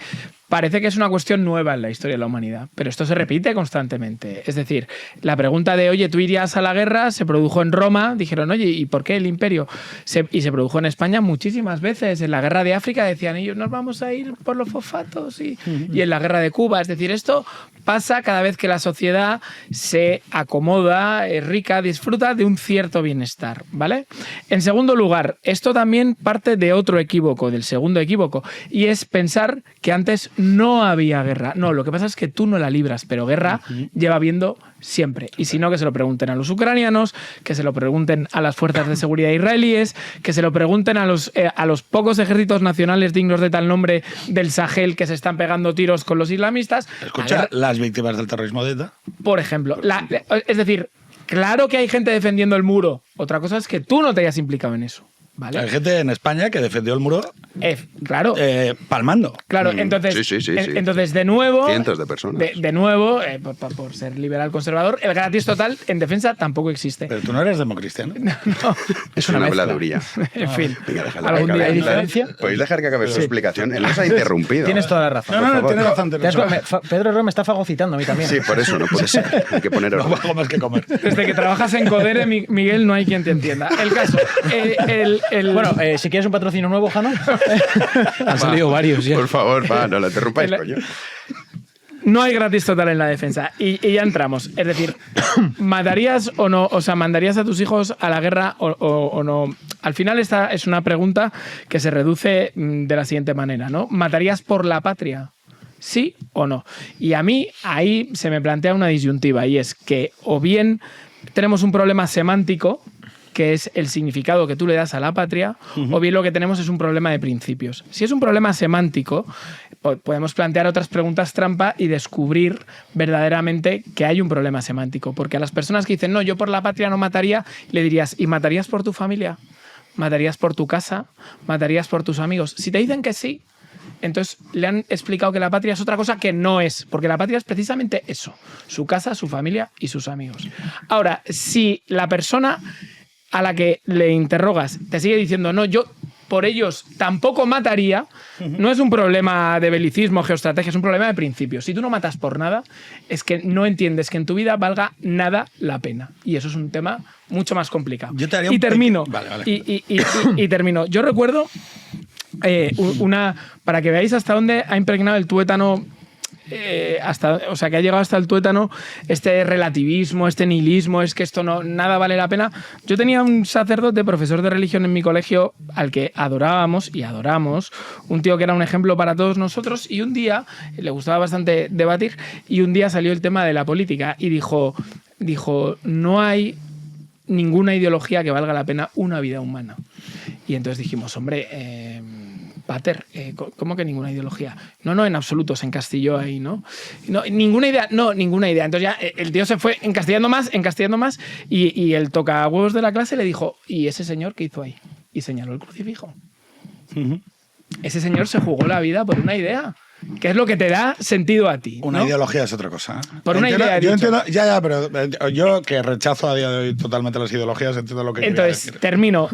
A mí me gustaría formar hijos, los dos que tengo muy pequeños, que matarían por su madre, matarían por su familia, matarían por sus amigos y matarían por cosas que valgan la pena. Y evidentemente les explicaré que son parte de una nación centenaria por la que vale la pena morir, que se llama España. Pero fíjate, en el tropo final es donde ha recuperado lo que para mí es relevante. Una nación, si la queremos hablar en términos modernos de 1800, no es algo por lo que merezca la pena matar. Es Torrijos. Es algo por lo que merece la pena darle el sacrificio último. No es exactamente lo mismo. Sí, porque la historia nos dice, los pueblos, ¿no? Antes decía Miguel, los pueblos existen. Luego encuentran diferentes formulaciones técnico-políticas para existir, ¿no? Pero no se pueden crear naciones matando. O sea, es algo sorprendente. O sea, en realidad tú puedes matar millones de personas y no dejar una nación. Para que exista una nación tiene que haber gente dispuesta a sacrificarse por ella, ¿no? Ucrania es un ejemplo. Yo tuve una familia de refugiados viviendo en nuestra casa cuando hubo el primer ataque, y nos explica, claro, gente cosmopolita, ¿no? Formada en inglés, tal, o sea, con un cierto grado de cultura y formación, y de repente se ven en una situación de riesgo existencial, ¿no? Y es un poco la alusión a lo que decía Miguel, ¿no? Es decir, tú no puedes responder a si estarías dispuesto a morir porque en realidad no vives esa situación de riesgo existencial. Y la chica me explicaba y me decía, claro, es que de repente tú ves a un tanque pasando por el pueblo en el que están enterrados tus abuelos. Claro. Y hay un espasmo moral, yo hablo del espasmo moral, ¿no? Sí, que es aquí, es el deber también, es la noción de, ni lo estoy pensando, o sea, lo hago y se acabó, o sea, punto. Y entonces resulta que coge un maestro de escuela y coge un javelin y se lo dispara al tanque ruso. Y dices, oiga, pero ¿esto de dónde ha salido? El mayor piloto de drones de Ucrania es un chaval que estaba en tercero de medicina y que ahora se coge las gafas de piloto de dron, se coloca con el equipo y el soporte a 200 metros de la frontera y ¡bum, bum, bum, bum! Y tú dices, ¿y esto? O sea, esa gente seguramente antes de todo lo que ha pasado, y esa era la duda, ¿no? Existía la nación ucraniana, una nación multilingüe, muy vaporosa, muy gaseosa, ¿no? A veces, y los españoles es un ejemplo, también teníamos un poco esa tensión, y los que crean la nación moderna, española, es Francia. Cuando nos invaden, porque van a conquistar Portugal, se supone, y bueno, van entrando y dicen, oye, mira, Portugal ya es muy complicado, pero esto ya lo tenemos tomado. Y entonces, de repente, en ausencia de monarca, el monarca marcha, los dos Borbones dicen, colaboren ustedes con una el francés. vergüenza. Y resulta que empieza un sistema de juntas, de junteros, que en autonomía, personas de manera libre, muchas veces articuladas alrededor de las figuras de las cortes, de las juntas, de las juntanzas, empiezan a elevarse a nivel provincial, ciudad, municipio, ¿no? Así que y de repente, o sea, no es una revolución por arriba, es una revolución de repente Peña que se le hinchan los cojones y dicen, oye, mira, no, yo estoy muy mayor como para que me venga un francés a decirme que esto aquí lo hacemos así, no sé qué. No, mira, no, que no. Raca. Y es verdad que es un proceso de construcción nacional muy genuino, el español, y que tiene siempre esa limitación. No nos gusta matar, pero si nos tenemos que matar, nos matamos. O sea, no sé si me explico. Es decir, si tenemos que acabar acudiendo a las manos, acudimos. Yo rescataba la frase esta de Ramiro de Maeztu de ser defenderse, porque una patria, en muchas ocasiones, y quizás en la gran mayoría, se configura frente a otra cosa. En el caso de España, pues por ejemplo, la Reconquista, ¿no? Claro, a lo mejor mucha gente no está dispuesta a morir. Le preguntas por la calle a un tipo ahora que va pues a la compra o a recoger un pedido a no sé qué tienda de ropa. Oye, ¿morirías por España? Mejor el tío, ¿qué me está contando este señor? Que llego tarde y después tengo clase de pádel, ¿no? Pero si ese tipo que pues vive en Canarias, ¿no? Porque, en alusión a lo primero que hemos dicho, y de repente ve que en Lanzarote pues le han plantado una mezquita porque han entrado 15.000 soldados marroquíes a tomar la isla, ese tipo va a decir, pues joder, es que yo fui a clase allí, mi abuelo está enterrado allí, aprendí a montar en bici ahí, a mi vecino lo han matado porque estaba defendiendo no sé qué vaca, y claro, al final ese tipo dice, bueno, pues para adelante, y lo que ha hecho mucho ucraniano o cualquier... Bueno, es que es la historia eso de las guerras. Esta es la historia, nadie quiere la guerra, nadie se levanta y dice, bueno, quiero ir a la guerra, ¿no? Salvo algunos mitómanos, nadie se levanta con eso en la cabeza, pero al final la guerra te empuja. Y por eso hay esas heroicidades y por eso hay esos ejemplos de héroes anónimos. Hacía alusión a Manuela Malasaña, pues una costurera de 15 años que coge las tijeras y se tira contra quien tiene que tirar. Responsable, ¿no?, del nombre del barrio, de los periodistas, de la izquierda malasaña. O sea, es. Fíjate qué diferencia, ¿eh? Sí, qué paradójico. Hemos ido a peor, claramente. De guionistas de La Sexta, o sea, de mierda. O sea, no. Entonces, o sea, ¿en dónde ha quedado el nombre de Malasaña? Pues arrastrado. Pero bueno, ahí está el ejemplo, en silencio. El ejemplo de los tiempos también. Sí. Los fusilamientos del 3 de mayo. O sea, entonces estamos todos de acuerdo que el problema es la causa, ¿no? Es decir, yo creo que todavía hay un sustrato muy importante de personas que están dispuestos a morir por algo más grande que ellos mismos. El problema es la causa. Entonces, claro, en el tema de Ucrania... ¿Tú Murcia también la defenderías? Sin lugar a dudas. Orihuela. Sin lugar a dudas. Y estamos hablando de todo territorio nacional. Aunque llegaran los franceses. Bueno, especialmente si llegan los franceses. O sea, si los franceses... O sea, pero a ver, con mayor imagínate motivo, que yo tengo motivo. un Sí, tier, ¿vale? Un tier. ¿Vale? Sí. El tier de Sí. 3-2-1, ¿no? Nivel de ni de coña. O sea, Sí. de gente, un ejército de Dinamarca. Sí. Ahí, tier 1, 2, 3. Que yo saldría... Me tienes una motivación extra si son los franceses o, por ejemplo, Marruecos. Con es una motivación de más. Con Marruecos con más pasión. Bueno, Sí. es que me has preguntado por Francia, pues valga la redundancia si me preguntas por Marruecos, entonces evidentemente que saldría. Pero aquí el punto es, ¿cuál es la causa que estamos aquí defendiendo? Joder, la nación española, pues chicos, donde me toque. Aldama, Ábalos. Es que eso no es España, pero eso no es España. Eso no es solo España. Es Pedro decir, Sánchez. Pero mañana no es coge. España. Pero ¿qué creéis? Pero dejadme. Coge Pedro Sánchez y dice. Pero Pedro. A invadir Portugal. Pero el punto es que durante toda la historia de la nación española, que no empieza cuando nuestros amigos que no saben pronunciar la R cruzaron los Pirineos, sino que es mucho anterior, la nación española hay momentos en los que la gente se juega el tipo con dos narices habiendo Pedro Sánchez, ¿eh? Sí, en claro. sus épocas. Sí. Y dicen, ojo. En 1898, o sea. No. Something like that. O sea, ejemplo, gobiernos de mierda. Bueno, y por eso. No, pero un segundo, déjame. a los columnistas de María Vida les dejaron tirados. Bandejita para un democristiano como tú. Mira, claro, no sé, ¿qué es lo sagrado, no? ¿Cuál es la idea de lo sagrado? Lo sagrado es aquello que merezca sacrificio, claro. ¿vale? Entonces la nación es sagrada, correcto, la familia. Los hijos son sagrados, no sé. Entonces, claro, la idea hoy es, ¿quién podría declarar la guerra? En un mundo con una democracia deteriorada como esta, pues, ¿tú te ves yendo a la guerra por von der Leyen? Por supuesto que no. Por von der Leyen no. Otra cosa es que la guerra la declare von der Leyen. Claro. Y yo vaya. Claro, pero por von der Leyen yo no voy a... Yo creo que hoy en día... El juego, ¿no? El juego es, oye... Si esto requiere como una conexión trascendental, con un yo o con un ego trascendental, con una idea de la inmanencia, con una idea de esto es algo más, ¿no? Tú te imaginas a Pedro Sánchez diciendo, españoles, vamos a ir a la guerra. Hombre, aquí tenemos rey, ¿eh? Claro, aquí está el tema. Es que ¿Quién dice? Es que, joder, con Jano no se puede porque ha visto la jugada. Esto es, mira, os explico una cosa de los asturianos. El ganado hay que llevarlo por atrás. Entonces vas dando golpes y llegas al tema. Se acaba de llamar... a vosotros, a mí me ha librado. Es una metáfora, Me tiene. Entonces, ¿qué sucede? ¿Quién tiene que declarar la guerra? Tiene que declararlo un vínculo con esa comunidad inmanente. No puede ser un presidente de gobierno.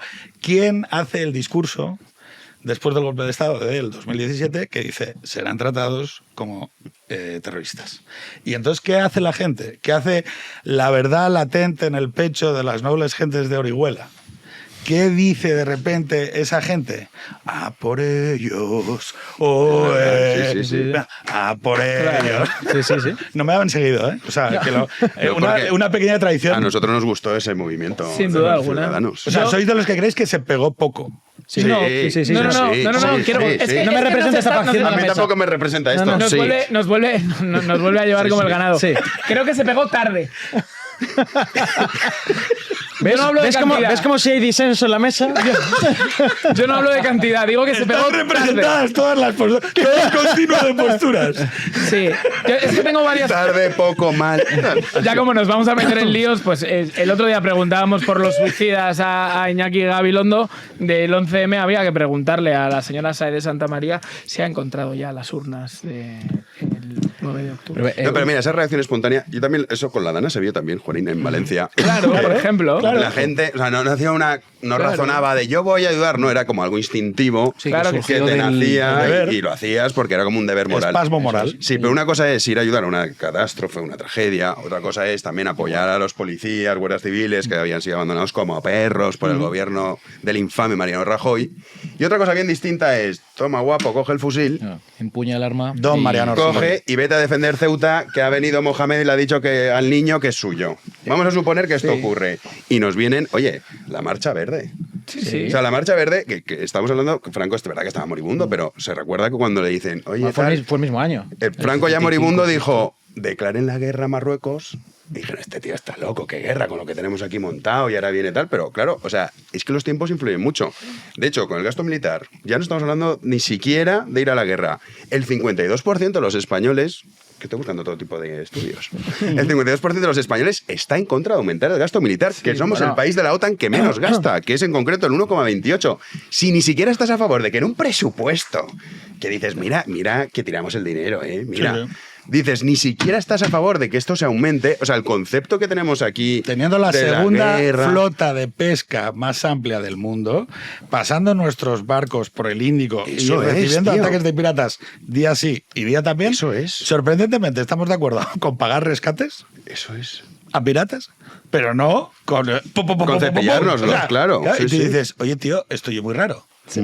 Pero ahí te das cuenta del país en el que estamos. Esos espasmos que habla Pedro cambian, es decir, ese 52% cambia con un determinado acontecimiento, ¿no? Lo hemos visto también. La gente está a favor del control masivo del Estado y del pasaporte COVID. No, pero de repente le metieron esa idea y ahora el 80%, ¿no? Y Feijóo, venga, pasaporte COVID. Estás diciendo que se generan narrativas por personas como Don Miguel Contreras. Yo creo... Are you talking about the system Contreras? ¿El sistema Contreras? Yo creo que la gente... hablamos de Contreras un poco. Es que ese tío es muy siniestro. Que como en Asturias, al ganado se le lleva por detrás. Y que es posible hacer eso y generar ese caldo de cultivo. ¿Qué ocurre? Que la gente olvida cómo está la construcción de Europa desde el fin de la Segunda Guerra Mundial hasta hoy. Y es que la ecuación aquí era que los americanos ponían los muertos y a cambio se llevaban el business. ¿Y qué ocurre? Que ahora el business no está en Europa, sino que está en el Asia-Pacífico. Y a nuestro segurata, a nuestro Prosegur de Idaho, ya no le interesa esta finca, sino que le interesa la finca de al lado, ¿no? Y entonces ahora, queridos amigos, que habéis defendido estas cosas tan como el alma de Europa, tal, no sé qué, ¿la vais a defender vosotros? Are you going to defend? Vamos a ver. Primero, que los españoles estén a favor de bajar el gasto, y el presidente del gobierno está a favor de quitar el Ministerio de Defensa, que fue una de sus promesas. Sí, es verdad, es muy fuerte todo. No hay que olvidar... El único ministerio que hace algo objetivo. El presidente del gobierno no, Pedro Sánchez. Pedro Sánchez, es verdad. Era otra persona por aquel entonces. De Carmen todas maneras, Calvo no hay que olvidar que quien declara la guerra aquí es el alcalde de Móstoles. Sí, señor. Sí. Yo supongo que el tipo que vivía en Lavapiés no dijo, pues como le he dicho el alcalde de Móstoles voy. Pues no, pues veía el mameluco y dijo, pa'lante. Y ese resorte se activa la gente. Y se activa la gente, yo creo que incluso en torno a la misma cosmovisión que tenemos todos, tanto de izquierdas como de derechas, es la visión de lo propio. Este es mi pueblo y tú no lo conquistas. Ya está. Que es el derecho de conquista de toda la vida. ¿no? Sí, pero eso cambia mucho, ¿eh? El arraigo de la gente por, digamos, el pueblo, el sentido de pertenencia, todo esto. Yo creo- El mundo actual en el que estamos... Sigue de siendo. que- No, esto hay un. Vamos, como estás de estudios. BBR Research. BBR Research ha sacado la semana pasada uno sobre estilos de vida y valores. Sí. Y el municipio. Pero vamos, que esto es historia de España. O sea, es decir, a nosotros, o sea, bueno, durante muchísimas décadas, Extremadura no existía. Ibarra se monta en un coche con un secretario y un chofer y atrás 4 cajas de documentación y eso era la comunidad de Extremadura. Aquí lo que existía era la provincia y el municipio. Sí, eso es verdad. Es más, muchas veces, creo que Vox incluso, nos podrá corregir Miguel, solo queda Vox. No, no, lo he dicho. quiere eliminar las comunidades autónomas para volver a provincia, ¿puede ser algo así? No, lo que proponen es un modelo de Estado administrativamente descentralizado, Sí. pero En provincia, donde pero recaiga la deslocalizado, es provincia. decir, Sí. un único parlamento, única administración de justicia, pero deslocalizado Conozco el administrativamente. modelo. Conozco el modelo. O sea, como hay millones de modelos Territorialmente, perdón. de descentralización, Sí. lo que llaman es unitario, pero descentralizado. Eso es. Es el modelo, es un tipo de modelo de. O sea, un modelo unitario con una nación, con un parlamento, ¿no? Eso es. Y luego descentralizar hacia las provincias. Y hubiera sido una posibilidad, Cánovas. O sea, es la planta municipal de. Sí, Cánovas, democristiano, como. Democristiano Canova. Joder, No, madre pero mía. sí que es verdad que. O sea, Ahora me vas a decir que Tchouaméni es central también y me levanto y me voy. Reciente y tristemente ha fallecido Dalmacio Negro. Sí. Es un gigante el pensamiento que, Sin duda alguna. que podemos agradecerle todos el haber aprendido con él y haber aprendido a pensar y a pensar mejor, ¿no? Y yo creo que habla muy bien de un concepto que para los europeos muchas veces es difícil de agarrar, ¿no? ¿Qué es Europa? La idea del ethos, la idea de la moral común, ¿no? Y antes hablabais de la alteridad, ¿no? Por ejemplo, el proceso de reconstrucción nacional que la gente detecta en la Reconquista, ¿no? Asturias es España y lo demás es tierra conquistada. Y entonces, gracias a que se mantiene la sangre asturiana sin la invasión musulmana, pues existe España y eso es una realidad evidente que nadie puede disputar. También al mismo tiempo la realidad evidente pues, de que con Leonor volverá a la tierra sin rey y en caos, ¿no? El mito artúrico, una reina con sangre asturiana y aquí no se va a independizar ni mi madre. O sea, quiero decir, la ves ahí con su melena rubia, su sangre asturiana y dices, aquí los asturianos iríamos a la guerra por Leonor, eso de manera bastante clara, ¿no? Claro, ¿qué sucede? ¿Qué es Europa, no? ¿Qué configura el ethos común de Europa? Claro, una persona que no esté transada por la ideología contemporánea dirá, coño, pues el cristianismo, ¿no? La orilla norte del Mediterráneo. O sea, Atenas, Roma, Jerusalén, una determinada visión de la persona. Luego ya Steiner dirá, no, son los cafés, ¿no? La patria son los hospitales, ¿no? Oiga, mire, no. O sea, Eso es el Estado y encima mal. La bien moral. Sí. No, es que se puede... La patria es la farola municipal. Es que se puede caminar Claro, y yo no hay... difiero, claro. Es que se puede caminar y no hay... Oiga, no, pero mire, es que Rumanía, la frontera, el Danubio, tal, Roma, la romanización, el cristianismo, tal... El hecho es que como cada vez hemos ido volviendo más frágil esa visión de lo común, ¿no? Ese ethos común basado en esa visión espiritual, claro, pues nos quedan cosas, ¿no? Pues Europa es el tapón de plástico con una gomita para que no lo puedas tirar y reciclar, ¿no? Europa es... no, hombre, el compromiso climático, ¿qué tal? Eso a mí me la bufa, que me da exactamente igual. Europa es, no, hombre, a ver, Greta Thunberg y unos valores feministas, la leche de fuerte. Y dices, no sé, tío, así, o sea, no detecto esa malla de lo común, precisamente en las élites europeas, que es donde yo creo que este discurso se ha vuelto cada vez más endeble. Nosotros teníamos a un conjunto de élites en Europa socializadas, ¿no? En creencias comunes. Por ejemplo, el cristianismo. Todo el mundo cree en la persona. Oye, no, los italianos y los españoles creemos en un tipo de Dios particular que es la Virgen María y por eso estamos tocados del ala porque nuestra mamá no nos quería y tal. Vale, perfecto. pero sigues creyendo en el mismo tipo de amor, en el mismo tipo de relación con la amistad, en el mismo tipo de visión política, en el mismo tipo de visión sobre la persona, la dignidad. Por eso se vota, por eso hay democracia, por eso hay libertad de expresión, ¿no? Son esos los elementos que configuran la visión colectiva en la ética o la moral colectiva, llamadlo como queráis, ¿no? Y sin embargo, en la expansión de la visión globalista o global o internacionalista, aquello que nos hace distintivamente especiales y que creo que merece la pena como decir, oye, esto es lo que me hace especial en el mundo, esto es lo que hace a Europa un sitio en el que yo me encuentro cómodo y me gusta vivir, joder. Claro. Y eso es lo que creo que simplemente hablando de ello se ve muy evidente a la hora de decir, Europa es esto, es una determinada visión de la persona que no existe en ningún otro sitio del mundo, salvo en desarrollos de Europa, que son América.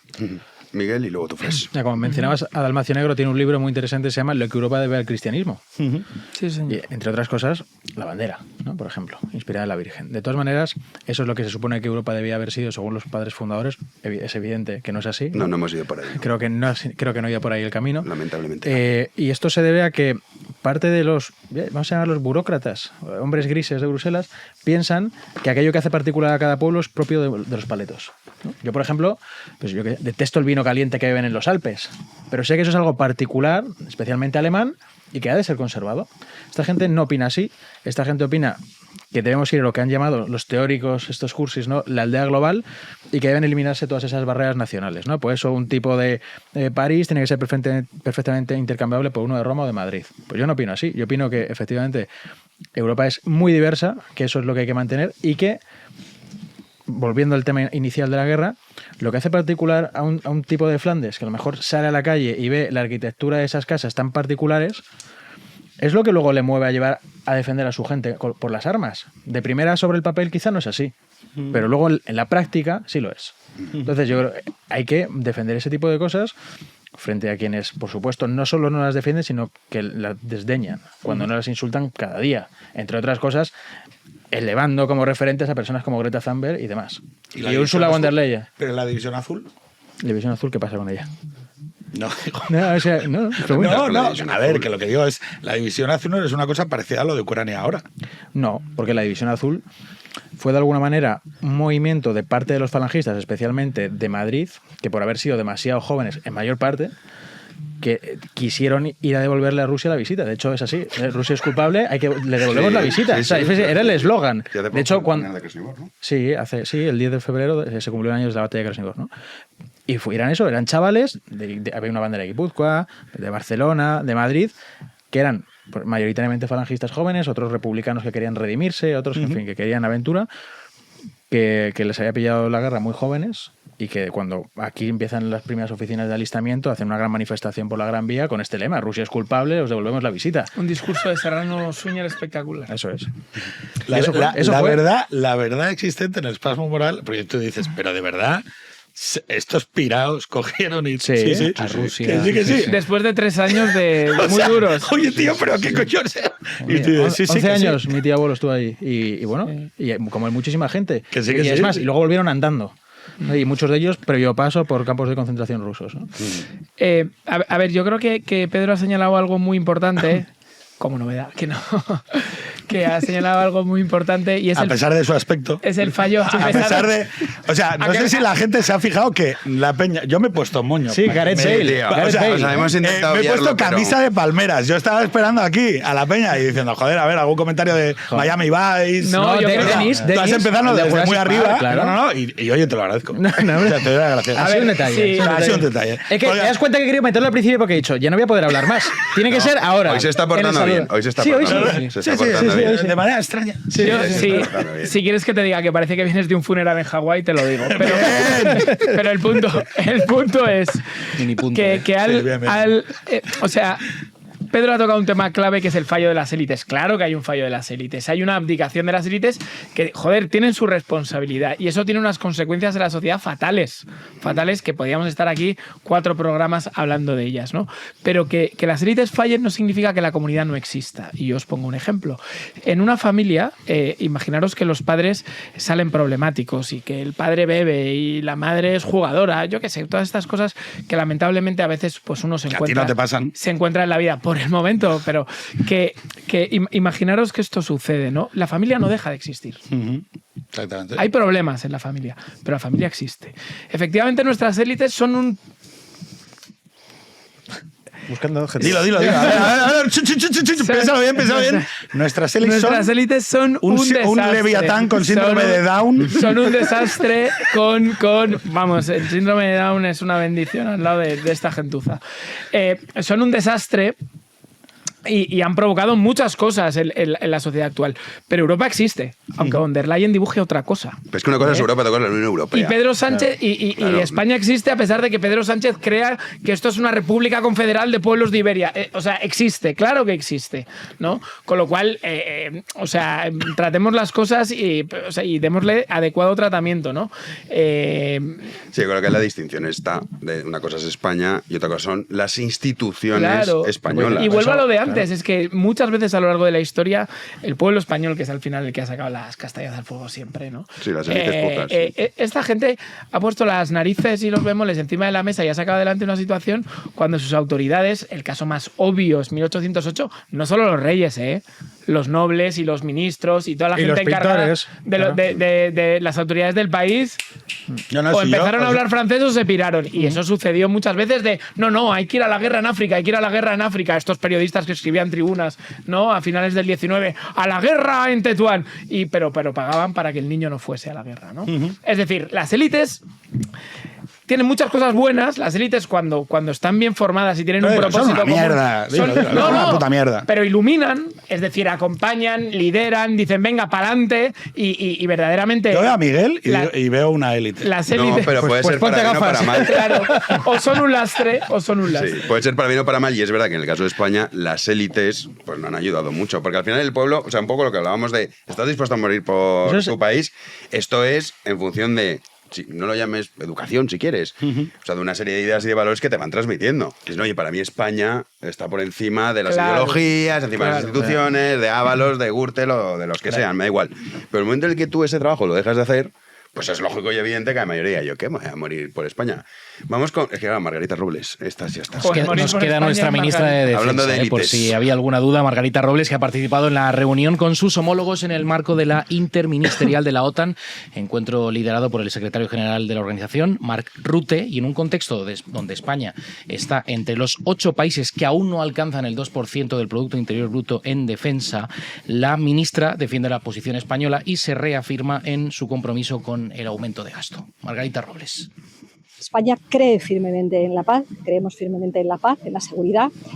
Hablar de gasto en defensa es hablar de gasto en paz, en seguridad, y no es correcto quienes intencionadamente hablan de gasto armamentístico. No, el gasto en seguridad y el gasto en defensa es mucho más que gastar en armamento, es gastar en seguridad, es gastar en muchísimos ámbitos, y España va a cumplir sus cometidos y va a cumplir porque es un país y un aliado serio, fiable, responsable. Lo somos en OTAN y lo somos en la Unión Europea también. Fresh. Sí, bueno, ya lo habéis visto. Los asesores de Moncloa son pocos, creo que son 900. Ya tienen el relato, y es que evidentemente este gobierno, cobarde y demás, ya ha pasado por el aro de los americanos y le ha dicho que va a gastar el dinero, pero no lo vamos a gastar en armamento, queridos españoles. Vamos a tener un gasto en paz y en seguridad. Sí, así que no sabemos muy bien qué significa esto. Claro, relato es lo que hay. ¿Verdad? La verdad es España pasa por el aro, que por otra parte ya era hora, pero nos lo van a contar. Pero tú también estás dando por hecho que va a cumplir su palabra, que te bueno, muy optimista. También, sí, pero hay una cosa que sí que llama la atención, que es un poco lo que decía antes Pedro, o sea, teniendo la cuestión de los piratas, pero sobre todo es la cuestión de Marruecos. Claro, nosotros, esto tú le preguntas a la gente y lo ve como algo imposible. Yo no lo veo tan imposible. Creo que en un momento dado, pero la mayoría no va a ser imposible. Sí, pero yo te pregunto, y contestadme con sinceridad, supongamos lo de Ceuta y Melilla, ¿no? Que sería como lo más... ¿Tú crees que de verdad la mayoría de la sociedad española se indignaría a tal nivel que cogiese y voluntariamente dijese, ¿qué? y acudiese a defender Ceuta y Melilla, ¿de verdad creéis que eso pasa? La mayoría Lamentablemente no. La mayoría creo que no, pero creo que bajarían, te diría, decenas de miles de voluntarios a defenderla. Yo creo que sí. Sí, hombre, A ver, O sea, que no no, me jodas. no te van a bajar 20 millones de tíos. estamos... Que te bajen 30.000 no te los quita nadie. Y os digo otra. Y con la simpatía del resto, ¿eh? ¿Creéis que la sociedad actual soportaría la imagen de ver continuamente la llegada de cadáveres de soldados caídos? Porque al final, claro, aquí estamos hablando de sí, Bueno, la guerra. O sea, ocurrió. esto hacerlo aquí, sentados en la Ocurrió mesa. la pandemia. Ocurrió con el Palacio de Hielo, por ejemplo. Claro. No, ya, pero imagínate que esto es aún que No. todavía es como al final, oye, el que le pillaba el virus no, voluntariamente no había acudido, ¿no? porque Pero de repente empezarían a salir políticos a decirte que hay que negociar con los que decapitan, Claro. otros te dirían que los que decapitan son hombres de paz, en realidad lo que pasa es que tú eres fascista y no te das cuenta. De repente se empezaría a instalar la retórica esta de que, bueno, que es que claro, es que en no sé qué siglo saldrían historiadores, ¿no? Claro, en no sé qué siglo era musulmana y se generaría un conflicto de cobardes, ¿no? Entre cobardes y para cobardes. Pero creo que España está muy por encima de eso y sí que habría gente que bajaría y haría lo que hay que hacer. Por cierto, hablamos mucho de Ceuta y Melilla. Yo creo que es importante bueno, hacer, Canarias o... hacer pedagogía, ¿no? Ceuta es española. O sea, Ceuta lo que no ha sido nunca es marroquí. ¿No? Queridos niños, vamos a googlear hoy. Marruecos nació en 1956 y Ceuta es española desde el siglo XVI, desde que murió Sebastián de Portugal. Pero es que Melilla es parte de España antes que Navarra. O sea, antes de que Tudela fuese española, Melilla ya era española. Bueno, de hecho, Ceuta, la bandera que tiene está relacionada con Portugal. Es el estandarte portugués, sí. Dicho lo cual, ellos decidieron no ser portugueses, lógico. Y, Oye, a mí los portugueses me caen fenomenal. a mí también, pero entre ser español y portugués, por Hombre, sí, claro. que un Porque saludo. Portugal debería ser parte de España. Eso es. También, pero Igual todo que Puerto esto Rico. y las Canarias y las Canarias igual, es decir, que también criminalizamos mucho a la gente, en plan, joder, no irían a defender a Melilla. Bueno, porque nadie les ha explicado que Melilla es tan española, como antes decía Miguel muy bien, como Rosas, como Leganés o como Malasaña. A ver, yo Esto voy a... es asunto. Y termino, Pedro, y te dejo. No. Geográficamente, la geografía, de la misma manera que el idioma, se han utilizado torticeramente. Que estén geográficamente en África no significa que no sean españolas. ¿No? Ya, bueno, sí, claro. Bueno, hay una posibilidad, que es que las Canarias se pueden unir a la Unión Africana, porque están en la plataforma continental de África. Sí, Es pero, decir, que la cercanía no tiene nada que ver, porque, o sea, al final hay países como Malasia que están entre dos islas y ninguna de las dos partes del país niega ser Malaya. Más lejos estaba Valer. Efectivamente, es decir, que no nos distraigan con estas cosas. No es que geográficamente están en África. Oiga, ya, bueno, y Alaska. Dilo, pero no son negros. Y Alaska no O sea, está conectada. A ver, lo que está con intentando Estados Unidos. explicar Fresneda No, es que son no. blancos. No. No, coño, O sea, son como no, nosotros. no, son ni la siquiera. parte blanca de África. Son La como raza no tiene nada Sudáfrica, que ver. pero bien hechos. Somos No. una nación O sea, tan es como, grande. ¿sabes? O sea, el apartheid. Da igual, o sea, porque lo que somos soñaban una los holandeses Boers lo hizo España, verdad. eliminó a todos los canarios. ¿Qué va? ¿Qué va? Genéticamente los canarios. Sí, hombre, los te vas a Betancourt, Sila, tú te los vas a- Betancourt eliminaron todo el rastro genético de canarios ¿Qué va? ¿Qué va? y dejaron blancos. Que eso no es Entonces, así. claro, Fres. Que no O sea, lo tú puede me estás decir. defendiendo O sea, que el tío de la entonces- Lavapiés, que lleva 30 minutos ahí, es español, pero resulta que los Betancourt, que llegaron en el siglo XV, eran de fuera, sin embargo, los guanches hoy no son canarios los Betancourt. ¿Cuántos ganchos hay? No, a ver, pero a ver, Pues no lo sé. lo importante, yo creo que habéis tocado dos temas que me gustaría integrar con una cosa que me tiene un poco living también, pero... Venga, acabas esto y vamos con tu living. No, es que está, ¿lo vas a ligar? es que Vale. está integrado. Lo tienes ya metido. Sí, o sea, aparte de que utilizo expresiones como living y cosas así, porque soy una persona muy es moderna, ¿no? Es como el señor Vance Como- cuando entra vestido así de chaval a las aulas y tal. ¿Qué tal, No, chavales? no ves Que el vas a tele. traer, ¿dónde está el guateque? Y tal. ¿Tenéis refresquín? No, creo que ahora está de moda el Mola TikTok. tope. El TikTok. No, pero... no, ¿cómo se dice? Obvio. Ahora se dice mucho obvio. Pero, a ver, un par de cosas obvias. Literalmente. Literalmente. sí. Y lo Los único que- nervios en mente es Sí. una epidemia, ¿eh? No, Sí, pero es que, o pero sea, porque la gente dicen piensa que es un calibre literalmente intelectual. para decir metafórico. O sea, no sé, o sea, cuando no es literal. Sí. O sea, es... ¿Cuál es la Bueno, generación entonces, que tenemos, Pedro? ¿qué sucede con uno de los temas que no habéis hablado? Lo habéis hecho así, o sea, como una banda de gorriones mariquitas, A ver. como gente de Vox. Bien. Pero ahora los democristianos somos de Vox ahora. No, pero Ya os voy a sé lo que explicar soy. por qué. Os voy a explicar por qué digo lo de Vox. O sea, soy Porque es que transideológico. Justo- Vivo en un cuerpo equivocado. Claro. Pero dejarme decir una cosa, porque es que... Que lo explique esto. La Unión Europea, no Europa, la Unión Europea se ha construido alrededor de instituciones ideológicas. Sin duda. Y eso ha sido un problema grave, un problema muy grave. Mirad, justo el día 10, Jaume Asens, que no sé si la gente lo recuerda, es un tío del Podemos catalán. En Comú Podem. En Comú Podem, que era Podemos, pero al revés, o sea, con En Comú delante, ¿no?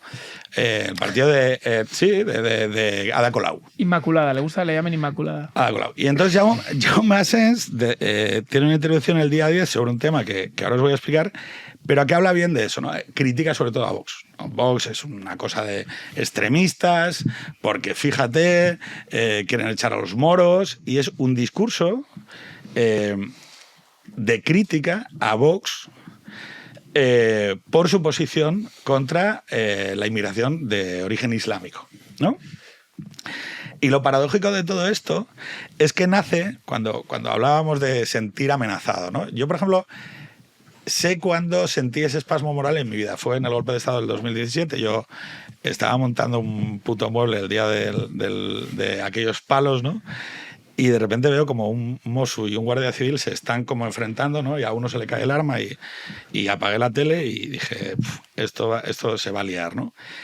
Y al día siguiente, mi mujer estaba en la cocina y escuchaba por la mañana la radio catalana y se escuchaba lo de la expresión de esa persona que odio personalmente, o sea, que la odio, a Mónica Terribas. Tengo un pleito personal con ella, que dice, bienvenidos a la República Independiente de Cataluña, ¿no? Y entonces yo me encuentro a mi mujer llorando y pienso, pero esta hija de puta, ¿quién es?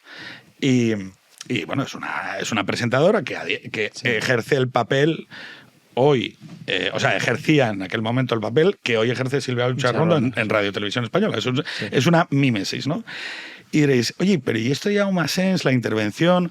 ¿Por qué te viene a la memoria lo del ataque a la nación? ¿Por qué lo sientes? La familia, ¿no? Para mí se cruza todo. O sea, España es mi familia. Claro. Es un golpe de Estado en el que pierdo la mitad de mis amigos, en el que algunos familiares votan para hacer a mis hijos extranjeros en Cataluña. Y eso me ha dolido. Y el otro día estaba hablando con un amigo de Cataluña, con Óscar Benítez, que es corresponsal de Voz Populi, y le dije, yo sigo teniendo un trauma. Y la semana pasada vi una entrevista a Mónica Terribas en El País, porque ahora hace documentales empáticos. Empáticos. De buena gente. Joder, qué asco. Donde nos da lecciones y de cómo ser un buen nos ciudadano. educa, ¿no? Nos educa. Nos explica y nos educa. Y Como nos Jordi dice, Évole, como Jordi Évole, no sé. como- ¿y ahora? con la productora de Jordi Évole. Si Y es de que Jaume esto- Roure. Pero es Y todo de- tan obsceno. Esto no lo sabía, ¿eh? Esto tan obsceno. Y de Tan Tan obvio. obvio. Y de Jaume Roures. Obviamente. Obviamente, De literalmente. MediaPro, ¿no? Y entonces Dios. llega Mónica Terribas y entonces ella te cuenta una peli que dice, no, yo este tema recibí un mail anónimo, me puse a investigarlo y tal. Y yo, sí, tal. Y como la odio, dije, voy a ver si esto es verdad o no. Y no, oye, una puta mentira como una casa. Tiene un chiringuito la hermana, Nuria Terribas, de atención psicológica y psiquiátrica, y entonces el documental, las expertas independientes de los estudios son dos hermana. tipas que trabajan en el chiringuito de la hermana, que recibe financiación de la Generalitat. Te veo muy negacionista. Es un Pedro. desperate. Sí, pero yo pensé, uy, Muy negacionista. me falta en esta acción En el tan cóctel. independiente y tan poco Espontánea. telegrafiada, Roures, Mónica Terribas, chiringuito de la Generalitat, me falta el brazo de la iniciativa política. Y me falta el ¿para qué lo hacemos? Y entonces te voy a decir, Miguel, de repente Jaume Asens, claro, yo ya tengo las búsquedas hechas y entonces me salta. Y de repente digo, coño, Jaume Asens, intervención en la Comisión Europea. Mira, como dice el documental de Mónica Terribas, Los expertos, además, son los expertos. porque claro, el Opus es una asociación católica que reprime y que obliga y es una secta, es su puta madre, y que además, como Vox, es del Opus y los hijos de puta del Opus lo que quieren es matar a los musulmanes y no sé qué y tal. Y yo, mira, coño, oye, y esto lo pagamos entre todos. Todo cobra de sentido. puta madre. Sí. Y tú dices, Claro, yo ya cuando vi esto hoy, de repente digo, coño, bueno, voy a ver la puta mierda de promoción que es esto. Y te prometo que esto me tiene libre, porque yo pensé, no sé, me van a hablar de abusos sexuales. Sí, Tú lo has visto, ¿no? No lo he visto, No. pero es que te voy a decir cuáles son los temas.